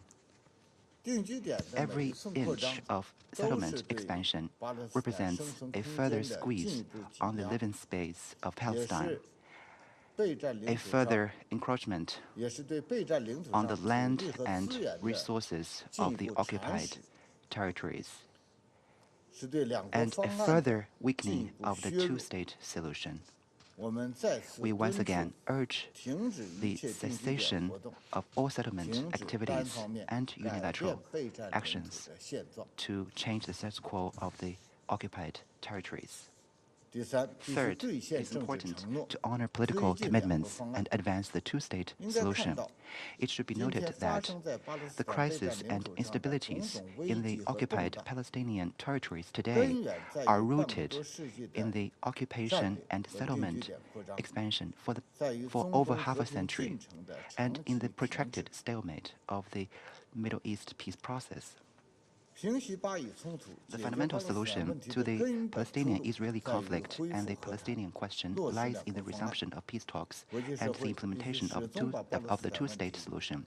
The international community must always place the Palestinian question high on the international agenda and take practical steps to advance the two-state solution. The Security Council must demonstrate a sense of urgency and be prepared to take meaningful actions, assume its responsibilities under the UN Charter, and provide oversight and safeguards for the implementation of the political commitments. China stands ready to work with the international community to actively contribute to a comprehensive, just, and enduring solution to the Palestinian question at an early date, to the peaceful coexistence of Palestine and Israel, and the common development of the Arab and Jewish peoples, and to the lasting peace and stability of the Middle East. Thank you, Madam President. I thank the representative of China for their statement. I give the floor to the representative of France. Madame la Présidente, Madam President, la France est gravement préoccupée par la détérioration de la situation en Israël et dans les territoires occupés. Elle condamne avec la plus grande fermeté toutes les attaques ciblant des civils, et en particulier l'attaque terroriste perpétrée le 20 juin en Cisjordanie, faisant au moins 4 morts et plusieurs blessés israéliens. La France rappelle son attachement indéfectible à la sécurité d'Israël et de ses citoyens. La France condamne la multiplication des violences des colons israéliens contre les civils palestiniens, y compris la destruction de leurs maisons et de leurs biens. Ces violences doivent cesser. Nous appelons le gouvernement israélien à réagir. Les auteurs de ces violences doivent être traduits devant la justice. La France a exprimé sa vive préoccupation après les affrontements survenus le 19 juin au cours d'une intervention de l'armée israélienne à Jénine, qui ont fait au moins 6 morts, dont un enfant et de nombreux blessés palestiniens. Elle rappelle les obligations qui incombent à Israël en termes de respect du droit international humanitaire, usage proportionné de la force et l'impératif de protection des civils dans les territoires palestiniens occupés. Elle condamne toutes les attaques contre les civils, y compris celles commises contre les enfants. Dans ce contexte très préoccupant, la France appelle les parties à éviter les actions unilatérales ou les provocations susceptibles d'alimenter l'engrenage de la violence. Le Conseil de sécurité doit réagir face à la forte accélération de la colonisation dans les territoires palestiniens occupés et faire respecter la résolution 2334. La colonisation alimente les tensions sur le terrain, elle compromet la solution des deux États. C'est pourquoi la France appelle le gouvernement israélien à renoncer à la construction de nouveaux logements dans les colonies. Elle appelle Israël à respecter les engagements pris à Aqaba et Sharm el-Sheikh en février et mars dernier. La France ne reconnaîtra jamais l'annexion illégale de territoire ni la légalisation de colonies sauvages. Madame la Présidente, ce Conseil a la responsabilité collective de défendre la solution des deux États, même si celle-ci est de plus en plus fragilisée. Comme l'a rappelé la ministre de l'Europe et des Affaires étrangères, aux côtés de ses homologues allemands, jordaniens et égyptiens le 11 mai à Berlin, il est urgent d'œuvrer concrètement à la restauration d'un horizon politique crédible sur la base d'une solution à deux États vivant côte à côte, en paix et en sécurité, seule solution qui permette d'apporter une paix juste et durable entre Israéliens et Palestiniens. La France se tient prête à contribuer à toute initiative de paix.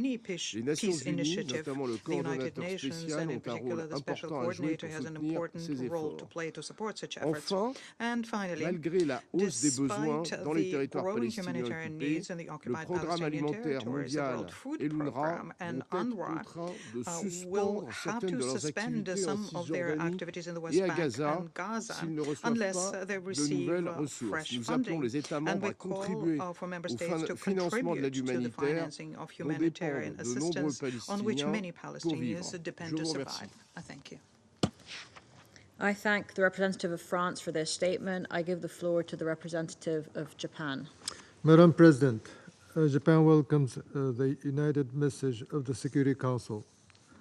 I thank Special Coordinator Tol Wensland and Dr. James Zogby for their briefings. We regret that the situation in Israel and Palestine remains volatile due to provocative rhetoric, unilateral actions, and violence. Japan is seriously concerned over the deteriorating security situation on the ground, as exemplified by the recent clashes in and around Jenin. We strongly condemn the terrorist attack on June 20th that killed 4 Israelis in the West Bank, as well as the subsequent violence by settlers against Palestinians. Japan is alarmed by the possible recurrence of such events during the Eid al-Adha holidays.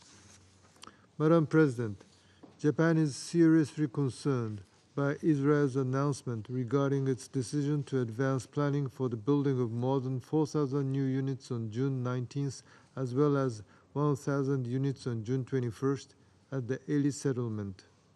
Settlement activities are in violation of international law, constitute a serious obstacle to peace and undermine the viability of a two-state solution. We once again call on Israel to cease settlement activities immediately. Japan recalls the importance of the joint communique in Aqaba and Sharm el-Sheikh as an outcome of serious efforts to calm tensions. We strongly call on all the parties concerned to take concrete steps to ensure de-escalation. In particular, both Israel and Palestine need to exercise maximum restraint and refrain from inflammatory words or actions. And taking this occasion, I would like to draw the Council's attention to the funding crisis faced by UNRWA. Commissioner General Mr. Philippe Lazzarini has warned that by September, just over 2 months away, UNRWA will exhaust its funds and will no longer be able to provide core services and vital aid on which more than 5.9 million registered Palestinian refugees depend. As to Japan, we have in 2023 so far contributed a total of $40.1 million US. UNRWA is key to regional peace and stability, and we urge our fellow member states to provide the necessary donations to make sure the agency is fully funded. Once again, we underscore that ultimately the only way to resolve this conflict is through dialogue between the parties, leading to a two-state solution with Israel and Palestine living side by side in peace and security. We welcome and encourage all international efforts seeking to create a suitable environment for such dialogue. I thank you. I thank the representative of Japan for their statement. I give the floor to the representative of Mozambique. Thank you. Thank you, Madam President. Let me begin by expressing our appreciation to the Special Coordinator for the Middle East Peace Process, Mr. Tol Wensland, for his useful update on the situation in Middle East region. We also extend our thanks to Mr. James Zogby, President of the Arab American Institute, for the perspective he just shared with us. We are deeply concerned by the prevailing situation in Gaza after recent information of yet another military attack by Israel against the Palestinian civilian population in the refugee camp of Jenin in the West Bank. We strongly condemn these attacks, resulting in deaths of civilians, where humanitarian personnel and journalists were also targeted. Mozambique has been following with great attention the situation in Gaza region, particularly in the occupied Palestinian territories, where the escalation of violence has been increasing. This scenario is the antithesis of Sharm el-Sheikh's dialogue initiative, which has shown signs of commitment by the parties to the reach for peace solutions. Mozambique calls for an immediate ceasefire and a slowdown in the escalation of violence in the region. We should allow any hope of the ongoing dialogue to continue in order to avert any more bloodshed. Madam President, Mozambique wishes to reiterate its long-standing principled position supporting the two-state solution which respects the Palestinian people's right to self-determination and independence and the right to existence of the State of Israel. Hence, the dialogue for peace, the dialogue for negotiation, the dialogue for peaceful coexistence between Israel and Palestine must be based on this fundamental principle. The people of Israel and the people of Palestine deserve a firm political commitment of their leaders for a sustainable dialogue, avoiding violent confrontations, occupations, and attacks. On the same vein, we commend the tireless work of the special coordinator, Tor, in the region. He deserves and he has our full support. Madam President, allow me before concluding underline the importance of this Council to guarantee compliance with its relevant decisions and United Nations resolutions, the Madrid Principles, and the Arab Peace Initiative. Humanitarian assistance plays a decisive role in restoring hope to a long-suffering people.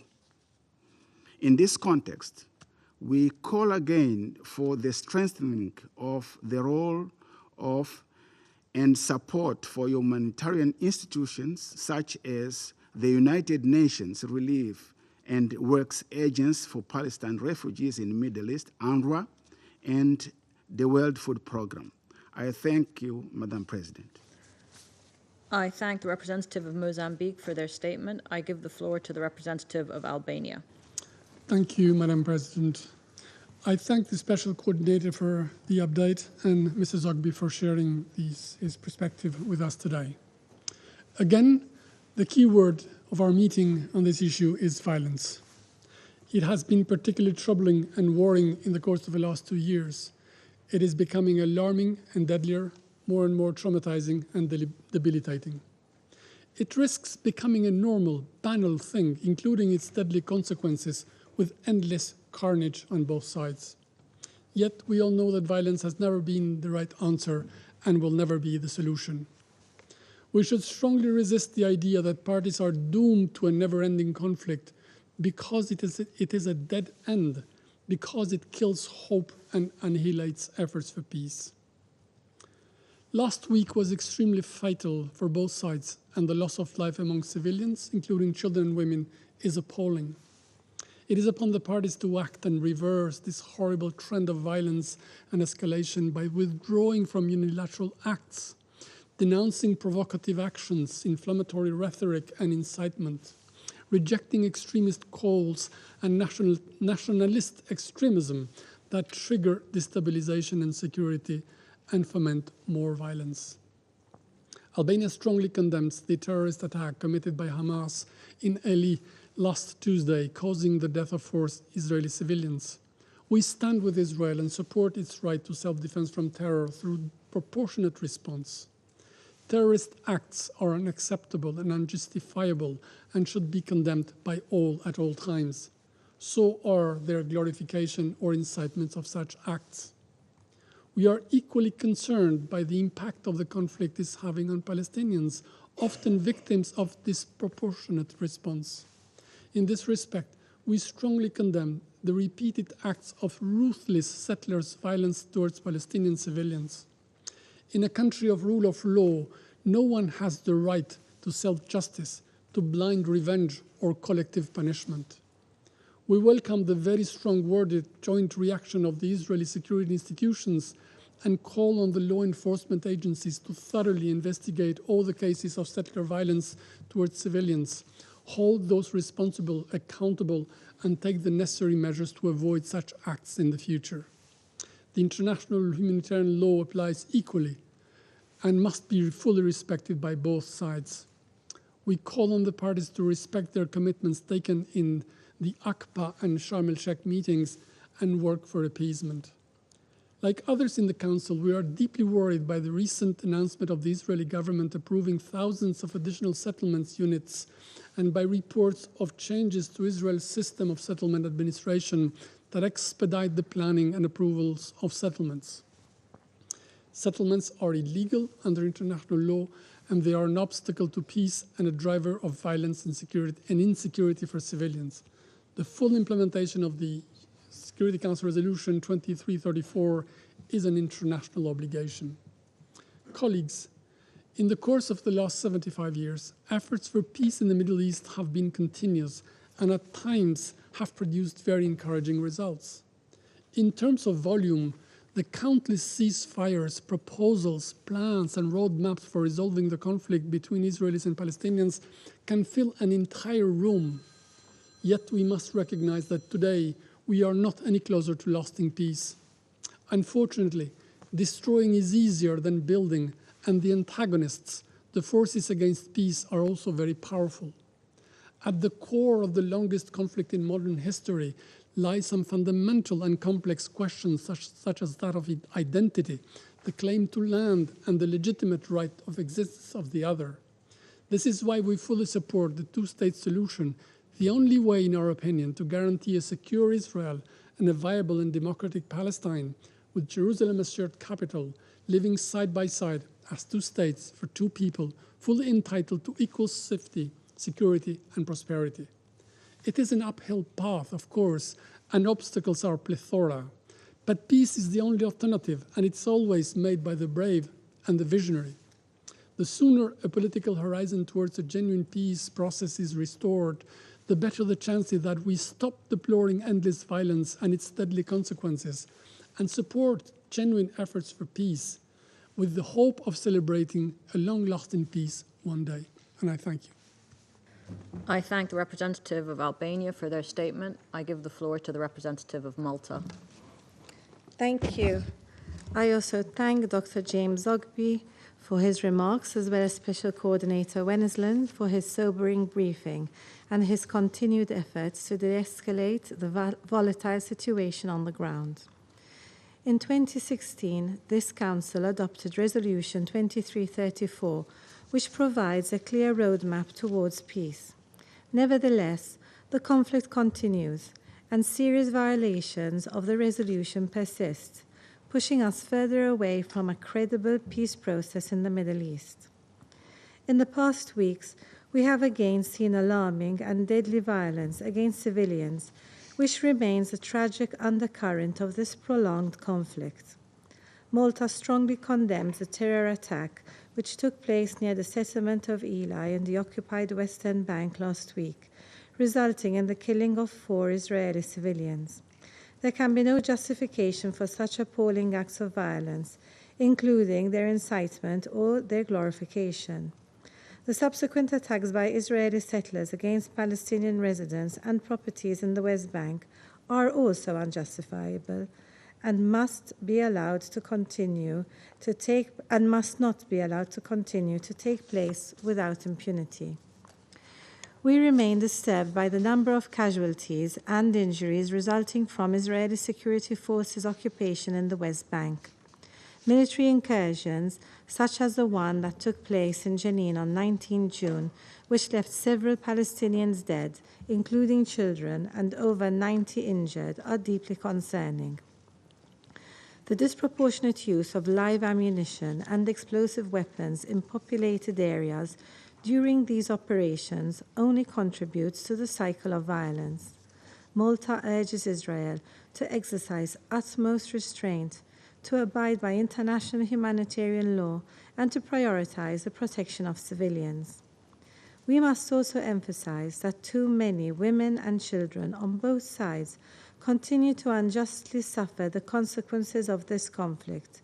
We are also concerned by the detention of Palestinian children for alleged security offenses by the Israeli forces and reiterate that the deprivation of liberty of a child should be a measure of last resort and for the shortest appropriate period of time.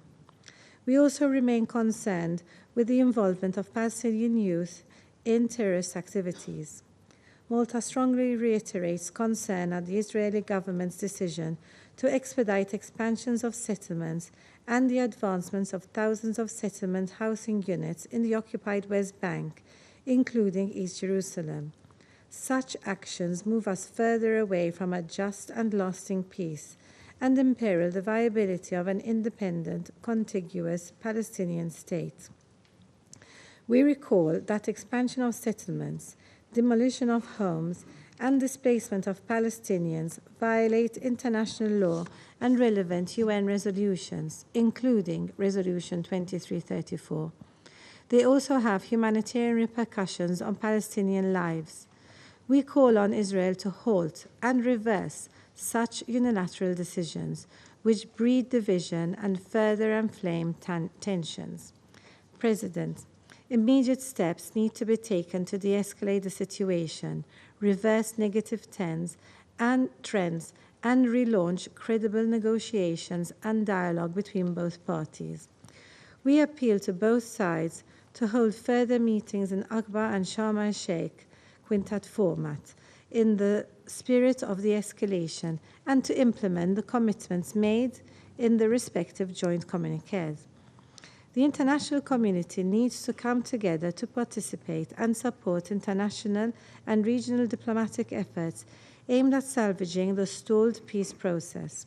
We must return to a political horizon conducive to a just and comprehensive resolution of the conflict, based on a two-state solution along the pre-1967 borders, addressing the legitimate aspirations of both sides, with Jerusalem as a future capital of two states, living side by side in peace and security, in line with the relevant United Nations Security Council resolutions and internationally agreed parameters.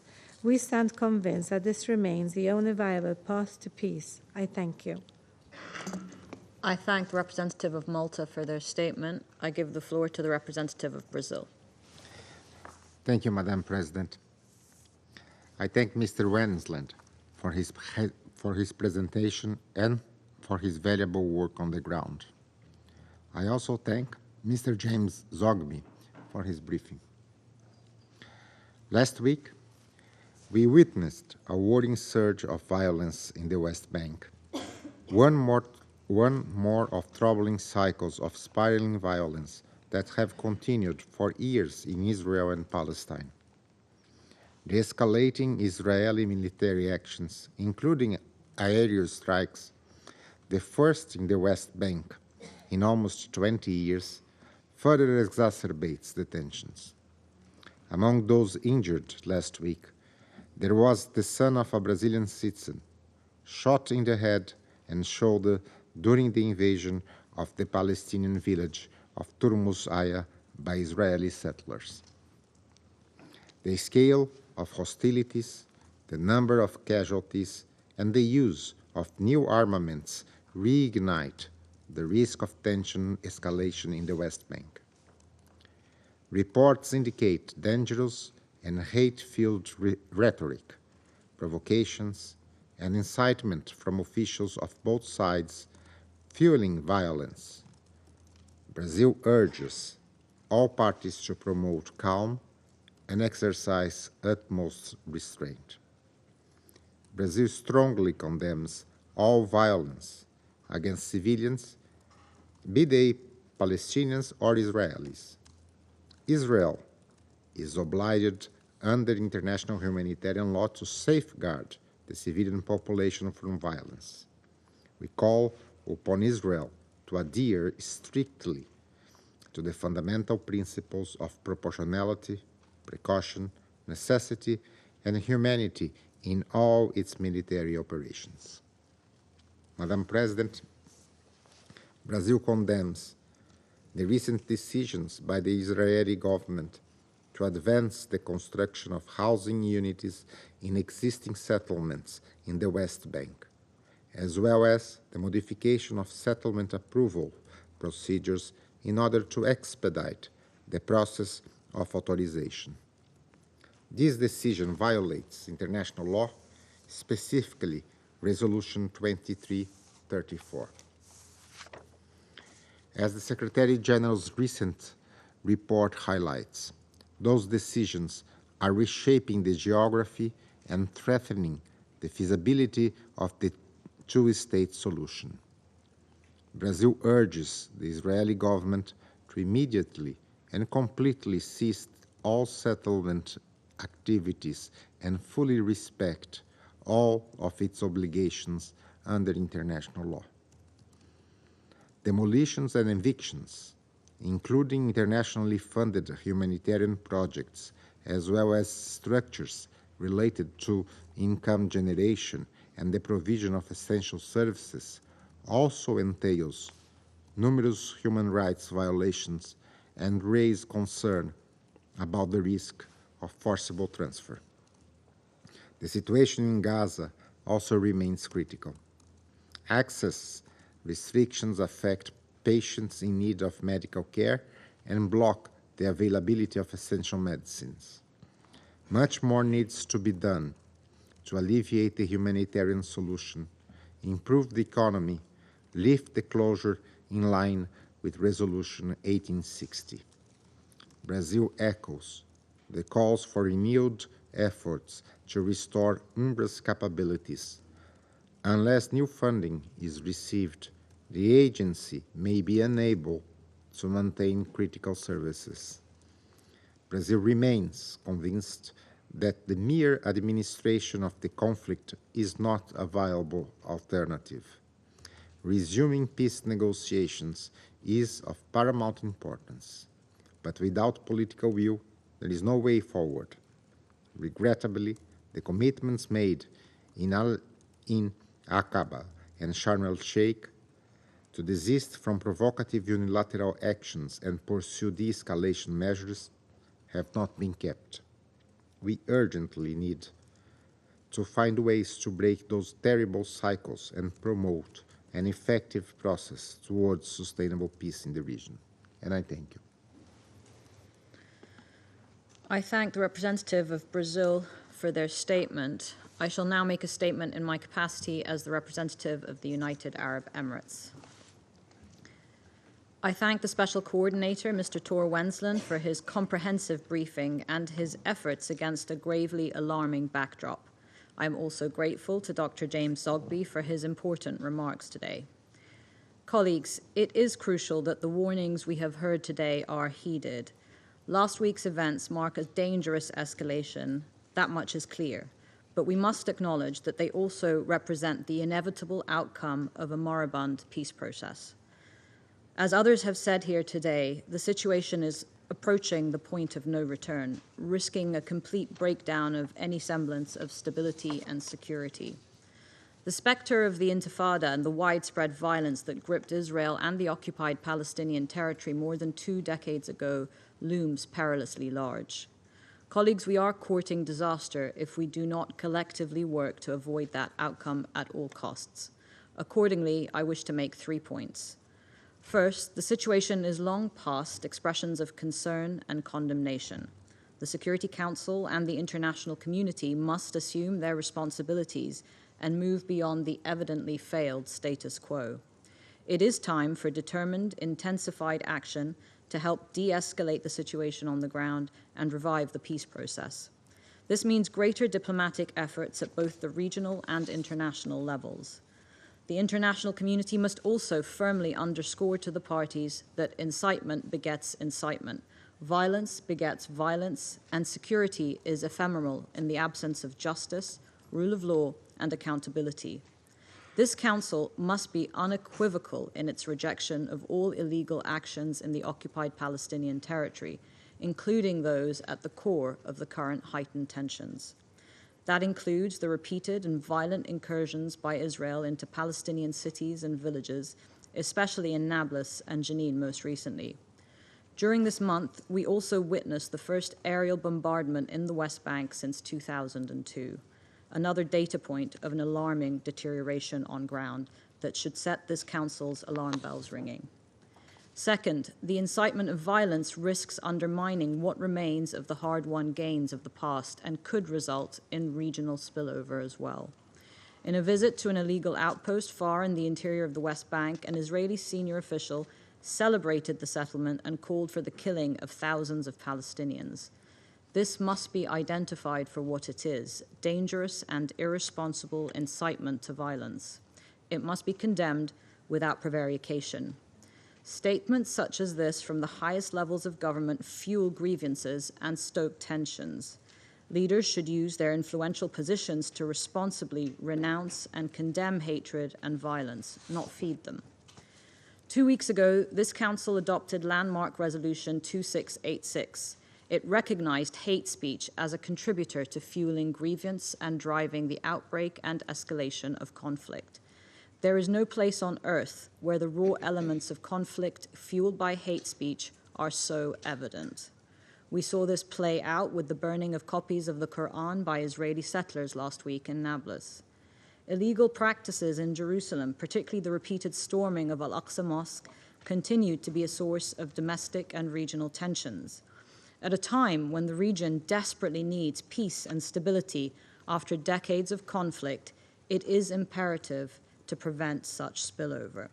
The sanctity of religious sites and places of worship must be upheld. Third, all parties must refrain from unilateral measures and return to the commitments made most recently during the Aqaba and Sharm el-Sheikh meetings. This is the only viable way forward. The latest advancements to Israel's settlement policies, namely the approval of a law to ease and expedite settlement activities and the retroactive legalization of outposts, are but two in a long list of alarming developments undermining prospects for the two-state solution and moving us all towards a one-state reality. We unreservedly condemn the announcement by the Israeli government of over 5,700 new settlement units, making this year one of the highest in terms of settlement unit approvals. The Secretary General's latest report on Resolution 2334 also outlines this unprecedented pace of settlement expansion. Israel's settlement activities violate international law and constitute a major obstacle to peace. The UAE further calls on Israel to put an immediate stop to terrorist attacks by settlers, such as those that took place in the town of Turmas Aya, and to prosecute those responsible to the fullest extent of the law. In this vein, we welcome the recent contact between President Herzog and President Abbas earlier today, in which President Herzog condemned the settler rampages in the West Bank. Additionally, we take note of the comments from the Israeli Defense Minister emphasizing that the settlers who perpetrated violence against Palestinian citizens will be brought to justice. We look forward to seeing this accountability process realized in line with Israel's obligations to protect Palestinian civilians in the occupied Palestinian territory. Once more, the UAE reiterates its commitment to the two-state solution and the establishment of an independent Palestinian state based on the 1967 borders, with East Jerusalem as its capital, living side by side with Israel in peace, security, and mutual recognition. We must not let go of that objective in this chamber. Our words and actions matter too much for the future of both peoples and the entire region. I resume my function as President of the Council. I now give the floor to the representative of Israel.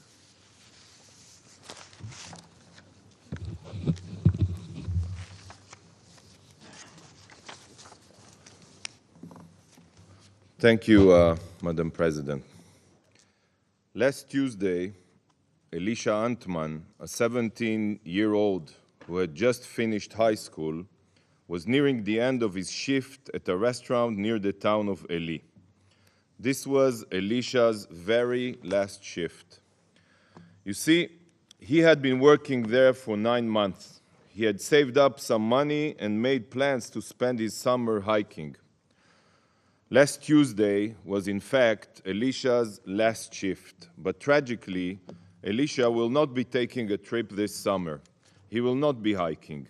He will not be spending time with his high school sweetheart Maayan, with whom he discussed building a life together. He will no longer pick up any of his 8 younger siblings from school, who he loved like the caring older brother that he was. Elisha will be doing none of these things, because Elisha, along with 3 other innocent Israeli civilians, were murdered by Palestinian terrorists whose sole goal was to slaughter Jews. This is the heartbreaking reality that Israelis face every single day. Sadly, dear Council members, the briefings that this Council receives on Palestinian terror attacks are completely underreported, and they hardly scratch the surface of what Israelis endure. From the start of 2023, there have been 1,337 rockets and mortars fired at Israel. There were 8 stabbing attacks and an additional 8 attempted stabbings. 8 ramming attacks were carried out. 68 explosive devices were detonated, and 157 terror shootings were perpetrated. These numbers are already higher than the one-sided UN reports that this Council receives. But I'm not finished. Since January 1st, 223 firebombs were hurled at Israelis, and, listen to this, 1,728 rock-throwing attacks were committed against Israelis. Mothers driving their children to school, the elderly on the way to doctor's appointments. As long as a car has an Israeli license plate, it is the potential target of Palestinian terror. But you don't get these numbers. From the start of the year, Israelis have been the victims of over 3,500 attacks, and sadly, each day that number grows. Colleagues, this reality of Palestinian terror, fueled by the non-stop incitement and the incentivization of violence that is spewed at all levels of Palestinian leadership, is the root cause of this conflict and any escalation. And it is precisely this vile hatred that the Council continuously ignores. I really cannot understand why you disregard the Palestinian Authority's promotion of terror and the murder of civilians, and I refuse to accept the lies fed to this Council. The situation on the ground, the terror that Israeli civilians in Jerusalem and Judea and Samaria face every single day, is exponentially worse than the briefings this Council receives. Distinguished Council members, before I continue, I will make one thing very, very clear. The State of Israel is a democracy governed by the rule of law. Extremists who decide to take the law into their own hands through vigilantism and violence cross a red line. Rioters who attack innocent Palestinians and destroy property, are not and will not be condoned by Israel. On the contrary, Israeli leadership, and we don't need lectures from anyone else, from the Prime Minister, the President, and the Defense Minister, to the Military Chief of Staff, the Director of Israel's Security Agency, and the Chief of Police, have condemned these attacks. Israel is working tirelessly to find those responsible for the recent riots in Judea and Samaria, and they will be held accountable. In Israel, we condemn any kind of violence in the harshest terms, and we take action against those who perpetrate them. Yet, sadly, the Palestinian Authority does exactly the opposite.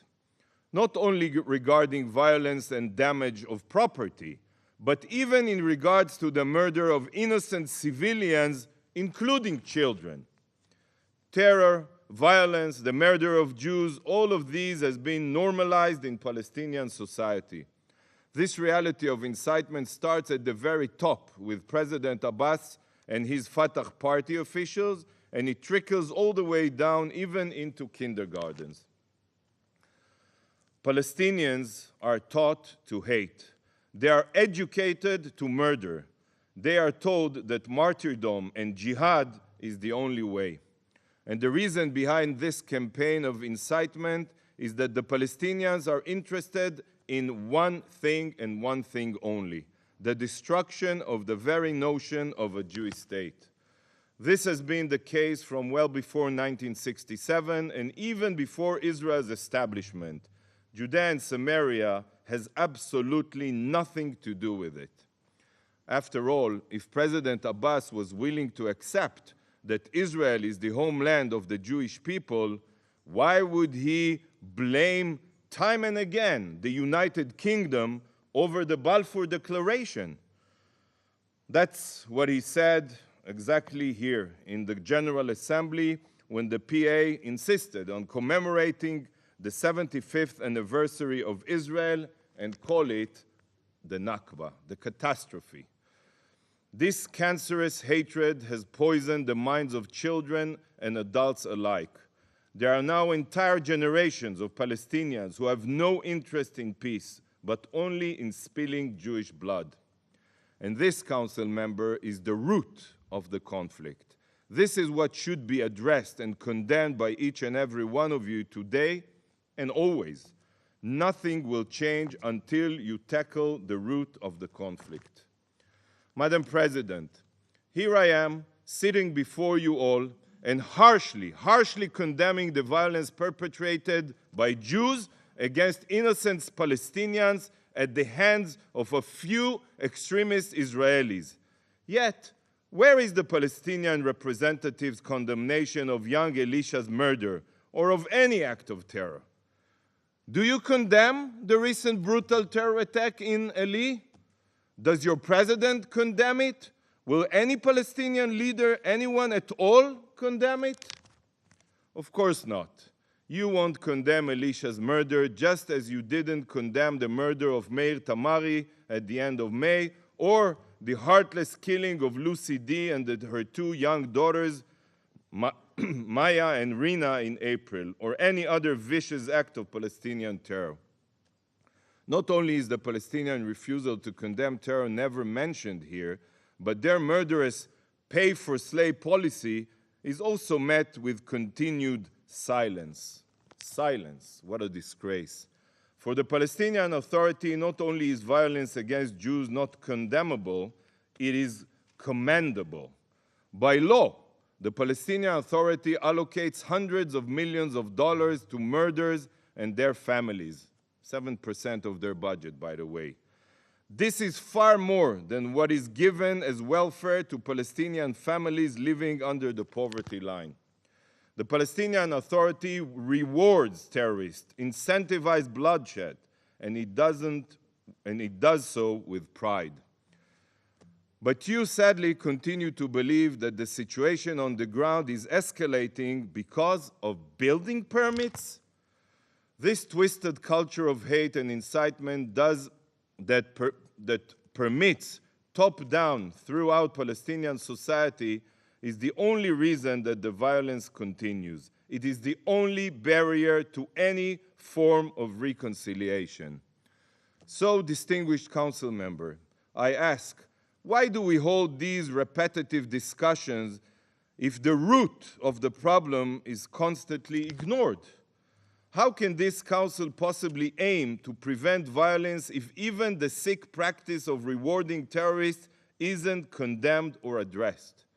At each of these meetings, the focus is completely skewed instead of recognizing the truth, that Palestinian incitement and hate fuel the escalation of violence.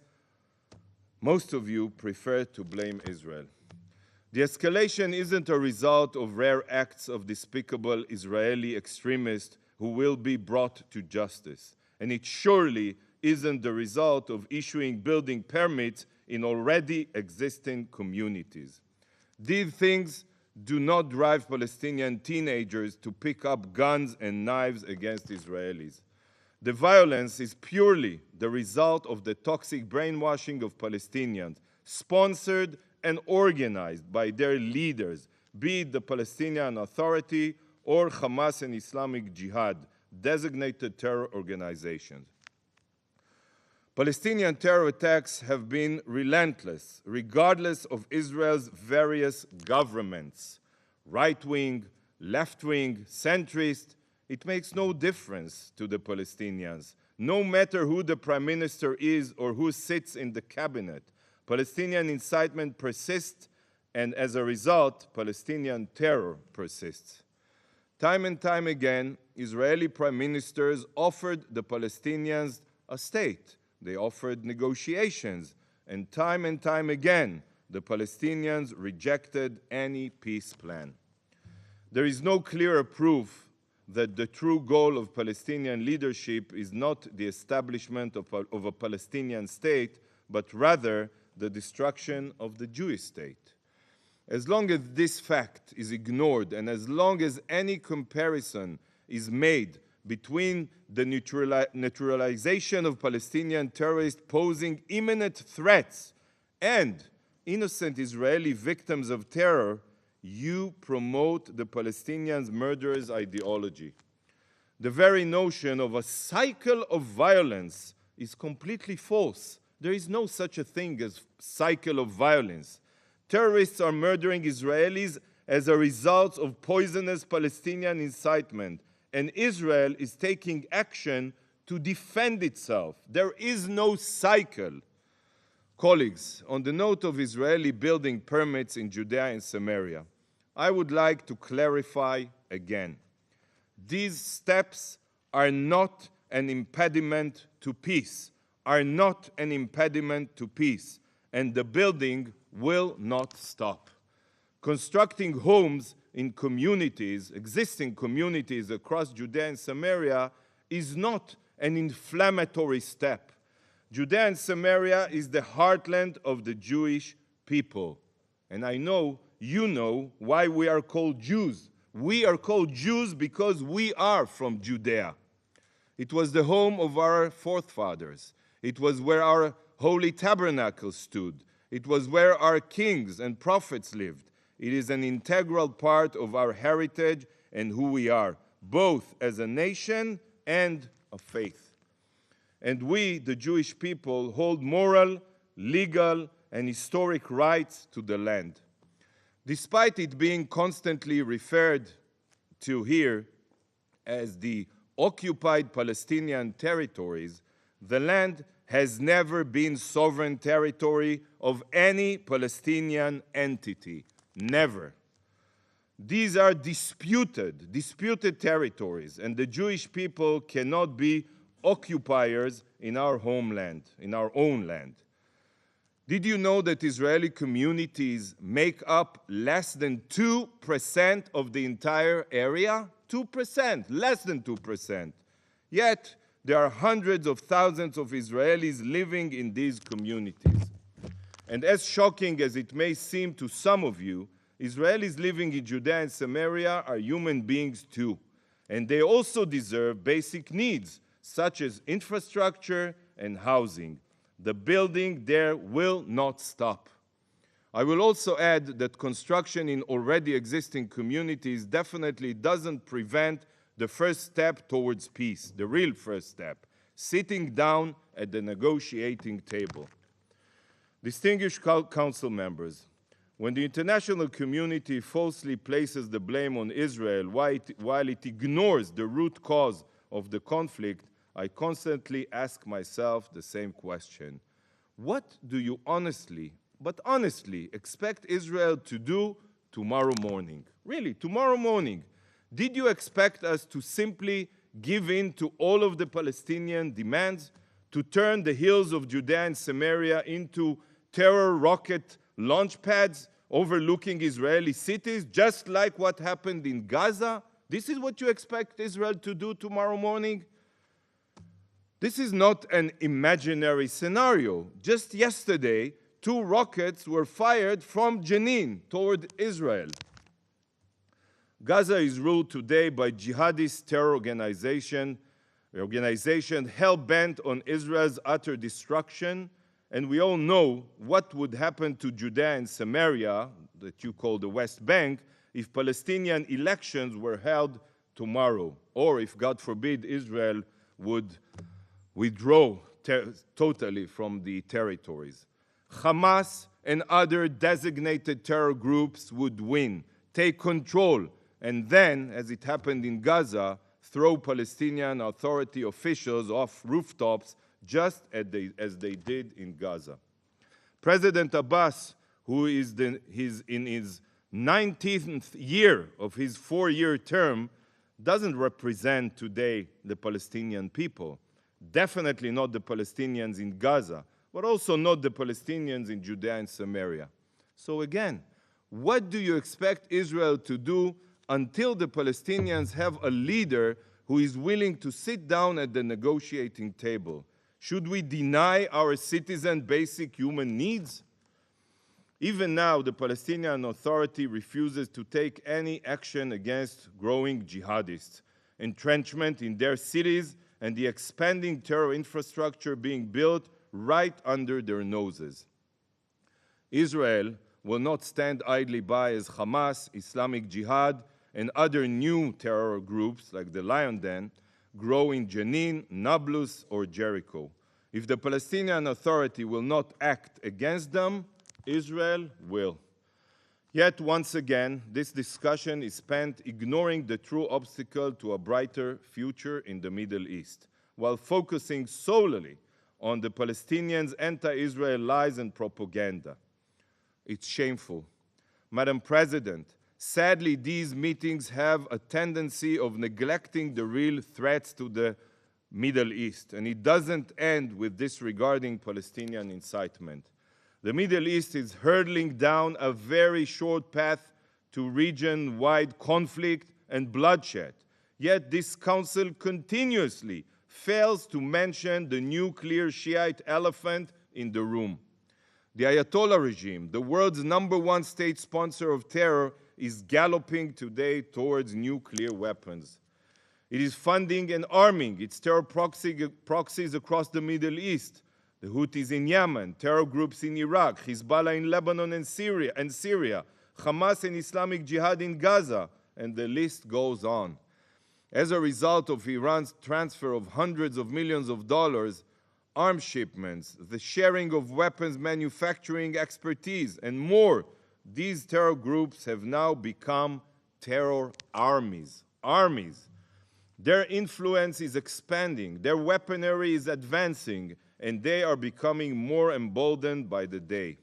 In recent weeks, Hezbollah, in complete defiance of this Council's resolution, established outposts on Israel's sovereign territory. Due to Iran, we are closer than ever to severe escalation on our northern border, and the result will be far-reaching and devastating, far-reaching. But the Iranian threat is not merely a regional threat.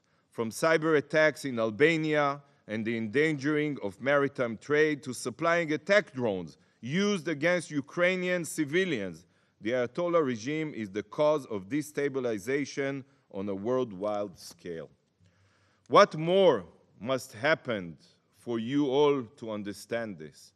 Just this weekend, an Iranian terror attack was thwarted in Cyprus, targeting Jews and Israelis.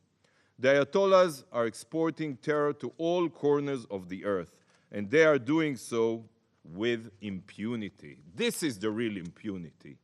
Can you imagine what their terror apparatus will look like when it is protected by a nuclear umbrella? Just imagine. If this council refuses to take action today, what will the response be like once Iran has a bomb? Madam President, the international community as a whole, and this council in particular, have a responsibility to tackle true threats. Yet rather than focusing on the root causes of the most pressing security threats, these meetings instead ignore what is truly important. This must not continue. This cannot continue. If this Council is so determined to find a path to reconciliation between Israel and the Palestinians, then the time has come to harshly condemn the Palestinian Authority's incitement and terror funding. And if this Council aims to truly fulfill its mandate, then it must confront the most pressing threats to global security, namely Iran and its dangerous proxies. Please stop ignoring what is truly important. Start taking action where it can make a difference. Thank you. I thank the representative of Israel for their statement. I wish to also extend my apologies that due to technical errors in the script today, the established speaking order was not followed. This does not set a precedent for future meetings of the Council. I now give the floor to the permanent observer of the Observer State of Palestine. Thank you, Madam President, and apology accepted. I will not dignify myself by responding to this customary barrage of lies and distortion in complete contradictions with international law, principles enshrined in the Charter of the UN, and UN resolutions, including Security Council resolutions. Those who repeat this behavior, and judging from your body language of outrage and resentment and rejection of this behavior, thinking that the continuation of this behavior will change your positions and the positions of the international community, is an exercise in futility. Nevertheless, stubborn, fascist, enemies of peace, they will not learn from the fact that you are not responding in any positive way for this failed attempt over the meetings that we have so often, but yet they continue to behave in this manner. That's why I will not dignify these assertions, and I think the example speaks for itself. This is the kind of peacemakers that we are invited, that you are invited to work with them, filled with hatred, filled with rejection of the others, filled with any notion of peace, accusing the victims of being the victimizers. This is the theater of absurd. These are not the peacemakers that we are extending our hands to them. But let me go back, Madam President, to the text of my speech. Allow me to congratulate you and the brotherly nation of the United Arab Emirates for assuming the presidency of the Council and for your efforts to mobilize the councils to address, as it is its responsibility, the situation in Palestine, notably the occupation and colonization of our land in breach of international law and this Council's resolutions. I thank Mr. Tor Wensland for his briefing, and I thank Dr. James Zogby for being with us in this important meeting of the Security Council and for his powerful statement. James Zogby is a good friend of mine for many, many years, and I am so delighted to see him in our meeting and for him to share with you his insights and his thoughts. Madam President, for years, we have been warning of what is unfolding before our very eyes, of the cost of Israelis' impunity for the Palestinian people and for peace. This Israeli government is bringing to its ultimate conclusion a plan decades in the making, a state for the settlers in place of the Palestinian state. Israel has always had a colonial settlers agenda, but now the settlers themselves control Israel and the agenda. The settlers believe this is their chance to get it over with. They look around, they hear a lot of noise, but see no real resistance except the one the Palestinians themselves are mounting by their resilience and steadfastness in their ancestral land. They know their actions are condemned worldwide, and you have demonstrated that today again, that their image is tarnished. But as long as they can displace Palestinians and transfer more settlers, they will continue. The only will facing them is the will of the Palestinian people. But they have the military, financial, and political advantage. Who cares about the moral ground and international law if no resources are deployed to uphold them? The settlers have at their disposal all the resources of the Israeli state. So they continue doing anything to grab land. They steal, they terrorize, they destroy, they burn, and they kill. The heads of Israeli military services themselves could not but speak of the settlers' terrorism, and I repeat, settlers' terrorism. But who will rein it in? This council condemned this terrorism as it should. But what do you usually do in the face of terrorism? I ask you. You arrest and prosecute? Will this be done? You block accounts and dry their financial means? Will this be done? You prevent them from traveling? Will this be done? You hold them accountable, those who give them the means to perpetuate their attacks? Will this be done? Madam President, the Israeli government simplified the process for settlement approval and gave the keys to Smotrich. So Netanyahu can pretend to be the hostage of the most extremist elements in his government, while his rhetoric and his policies are what got them to power in the first place. Israel approved 5,000 plus settlement units just yesterday. I think even this Israeli government is stunned by how much it can get away with, and therefore just keeps crossing every red line every day. Dear colleagues, what would you do if you were a Palestinian? If your life was made of blockades and walls? If every day could be your last, killed in the street or your home? If settlers or soldiers could invade your house and harm your children?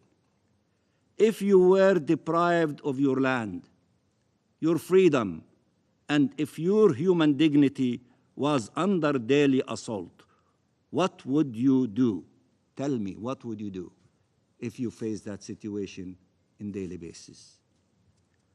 We ask for protection, a protection our people deserve, a protection they are entitled to. Is protection on the way? This council voted resolutions. The Secretary General produced reports. Is there any concrete idea that would provide some level of protection for our people, for our children, that is being worked on? Anything? I often keep repeating myself by telling you, you've adopted Resolution 904 when the massacre in Al-Haram al-Ibrahimi took place in 1994. Why don't you implement that resolution and all of resolutions? Who is preventing you from doing so? Resolution 904 stipulates that settlers should be armed, not should be given more weapons, not building new militias of 25,000 settlers to be another force attacking our people. And that resolution also stipulates international temporary presence to protect our people from those that are supposed to protect us according to international humanitarian law. When those who are supposed to protect you, they kill you, what are we supposed to do? We come to you.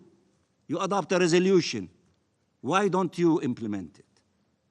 To provide us with protection until the end of the occupation and then we have independence and freedom in our homeland.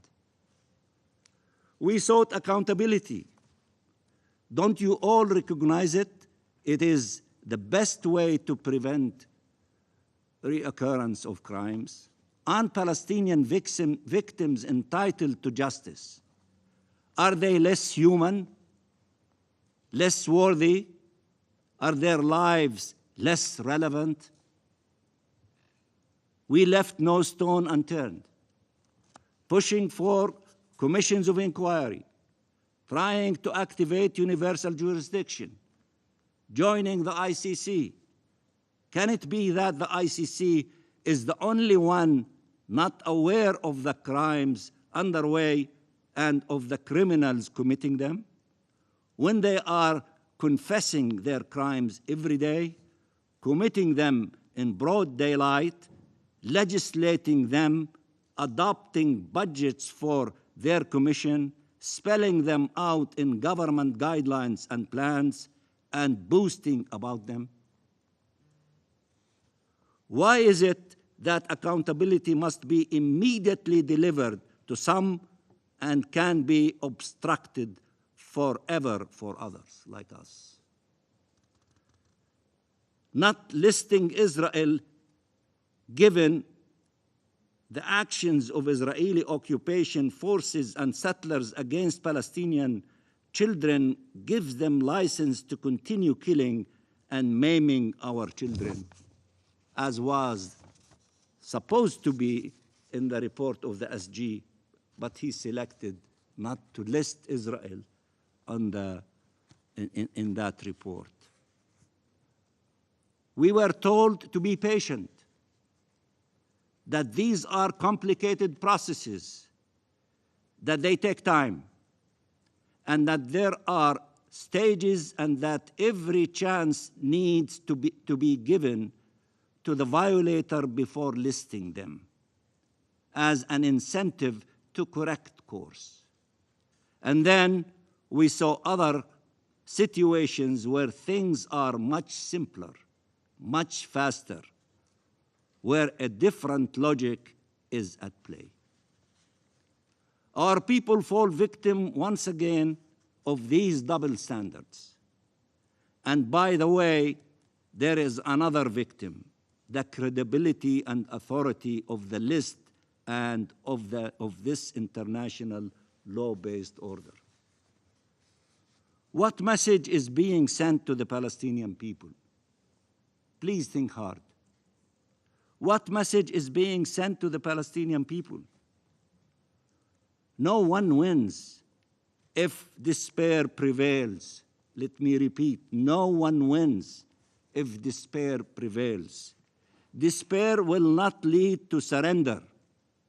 It will lead to more anger. The Palestinian people are faced with an existential threat, and they are every day more convinced there is no help on the way. Show them that help is on the way. You, the mighty Security Council of the United Nations, you, the mighty international community, show them that help is on the way. Madam President, around this table we have brothers and sisters, friends and allies. We have people who believe in what we believe. They believe in the rule of international law. They believe in the sanctity of life. They believe in just peace, not unjust wars. Some have experienced firsthand the evils of colonialism. All have fought for their independence. Many consider that their tenure in this council must be to preserve and consolidate the international law-based order. They all support the two-state solution, as you all do, on the 1967 borders. They all support an independent Palestine living side by side with Israel. They all condemn settlements. They all condemn violence and terrorism against innocent civilians. So how come what is happening in Palestine is possible? If we all stand honoring and upholding these lofty principles, why is what happening in Palestine is happening in Palestine? How come it has been happening for so long? 75 years since the Nakba. Yes, the Nakba. This is what happened to us, Nakba. And we are grateful to the international community that this year it acknowledged the Nakba and asked for a commemoration at a high level in the General Assembly, and it happened, and it was a huge step in the direction of conciliation and acknowledging the Nakba of the Palestinian people. How come the entire world cannot stand up to the settlers and their sponsors? If all of you say settlements are illegal and it should stop, all of you, why are we not succeeding in stopping this evil behavior from continuing, stealing our land and threatening the lives of our people? How come the entire world cannot stand up to the settlers and their sponsors? Madam President, I understand political, geopolitical, and diplomatic realities. That is my job. That is the job supposed to be of all diplomats and all of you. I spent my life navigating them. And yet, everything about this feels wrong. Political realism should dictate action, not inaction. The world invested so much for peace, but never took the necessary decisions to protect its investment from the colonization that deprived us and the world from the benefits of this investment.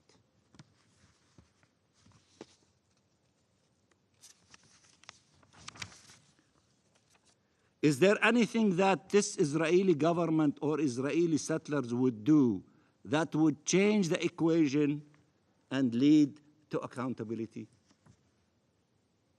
Do you want them to do more before you wake up and do something on the basis of what you believe and what you decided? Do you want to see thousands of Palestinian children and women and civilians slaughtered on the hand of terrorist settlers protected by the Israeli occupying authorities before you wake up? Isn't it your responsibility to prevent these massacres from taking place before they take place? When will you wake up? They are betting that the answer is no. They are betting that you will remain not acting. And if they are right, and they are yet to be proven wrong, if they are right, God help us all.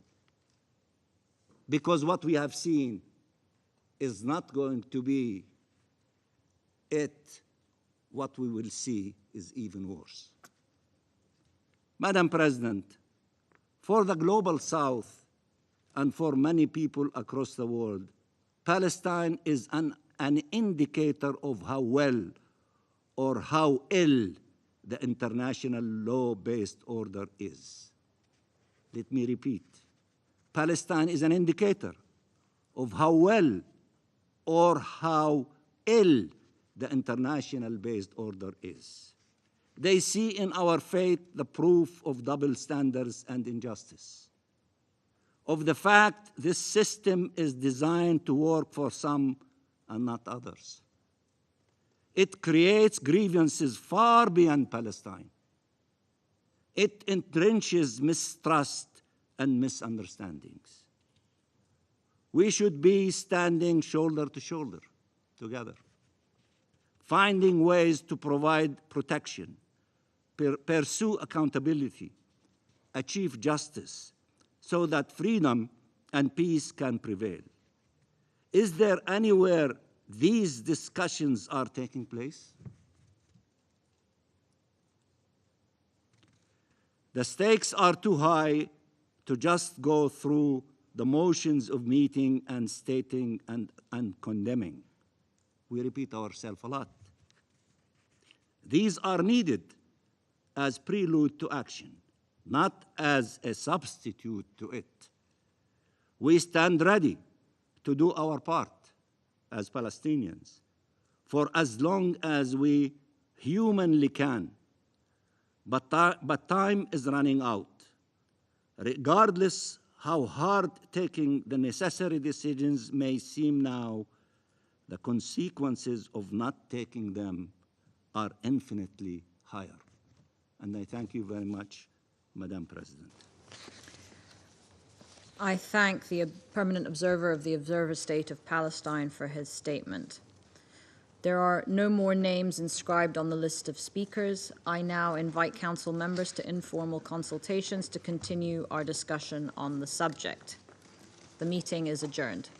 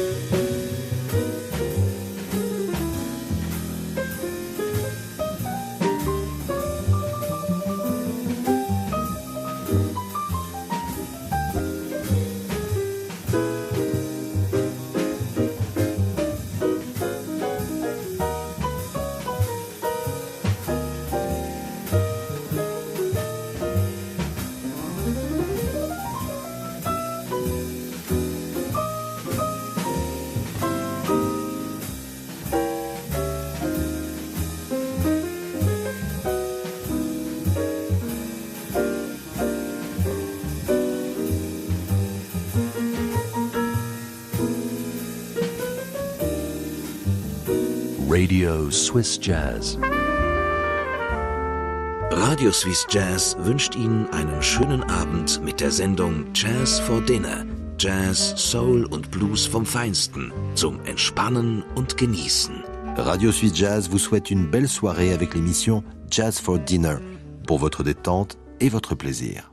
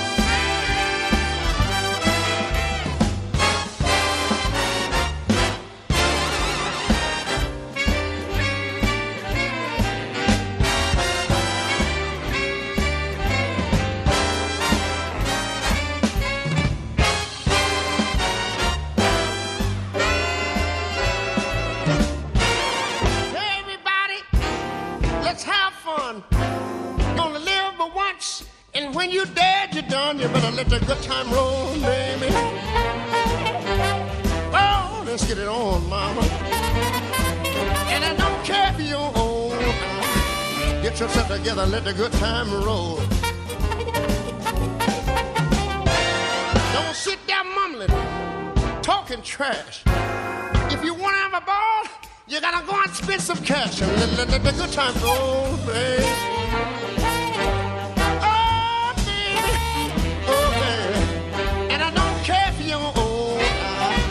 Get yourself together and let the good time roll. Hey, hey, hey, hey.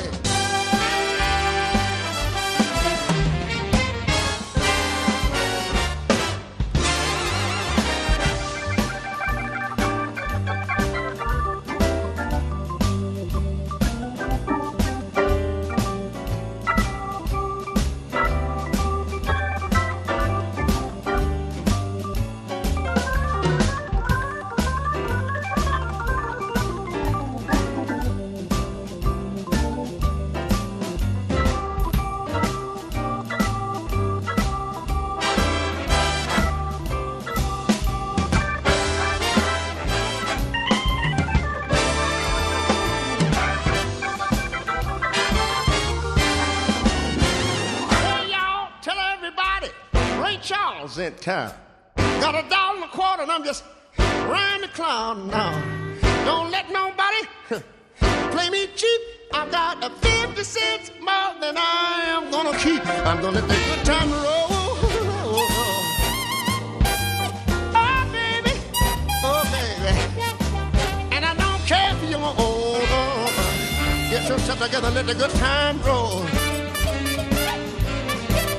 Hey, no matter whether rainy weather, if you wanna have a ball, you gotta get yourself together. Oh, get yourself under control. Yeah.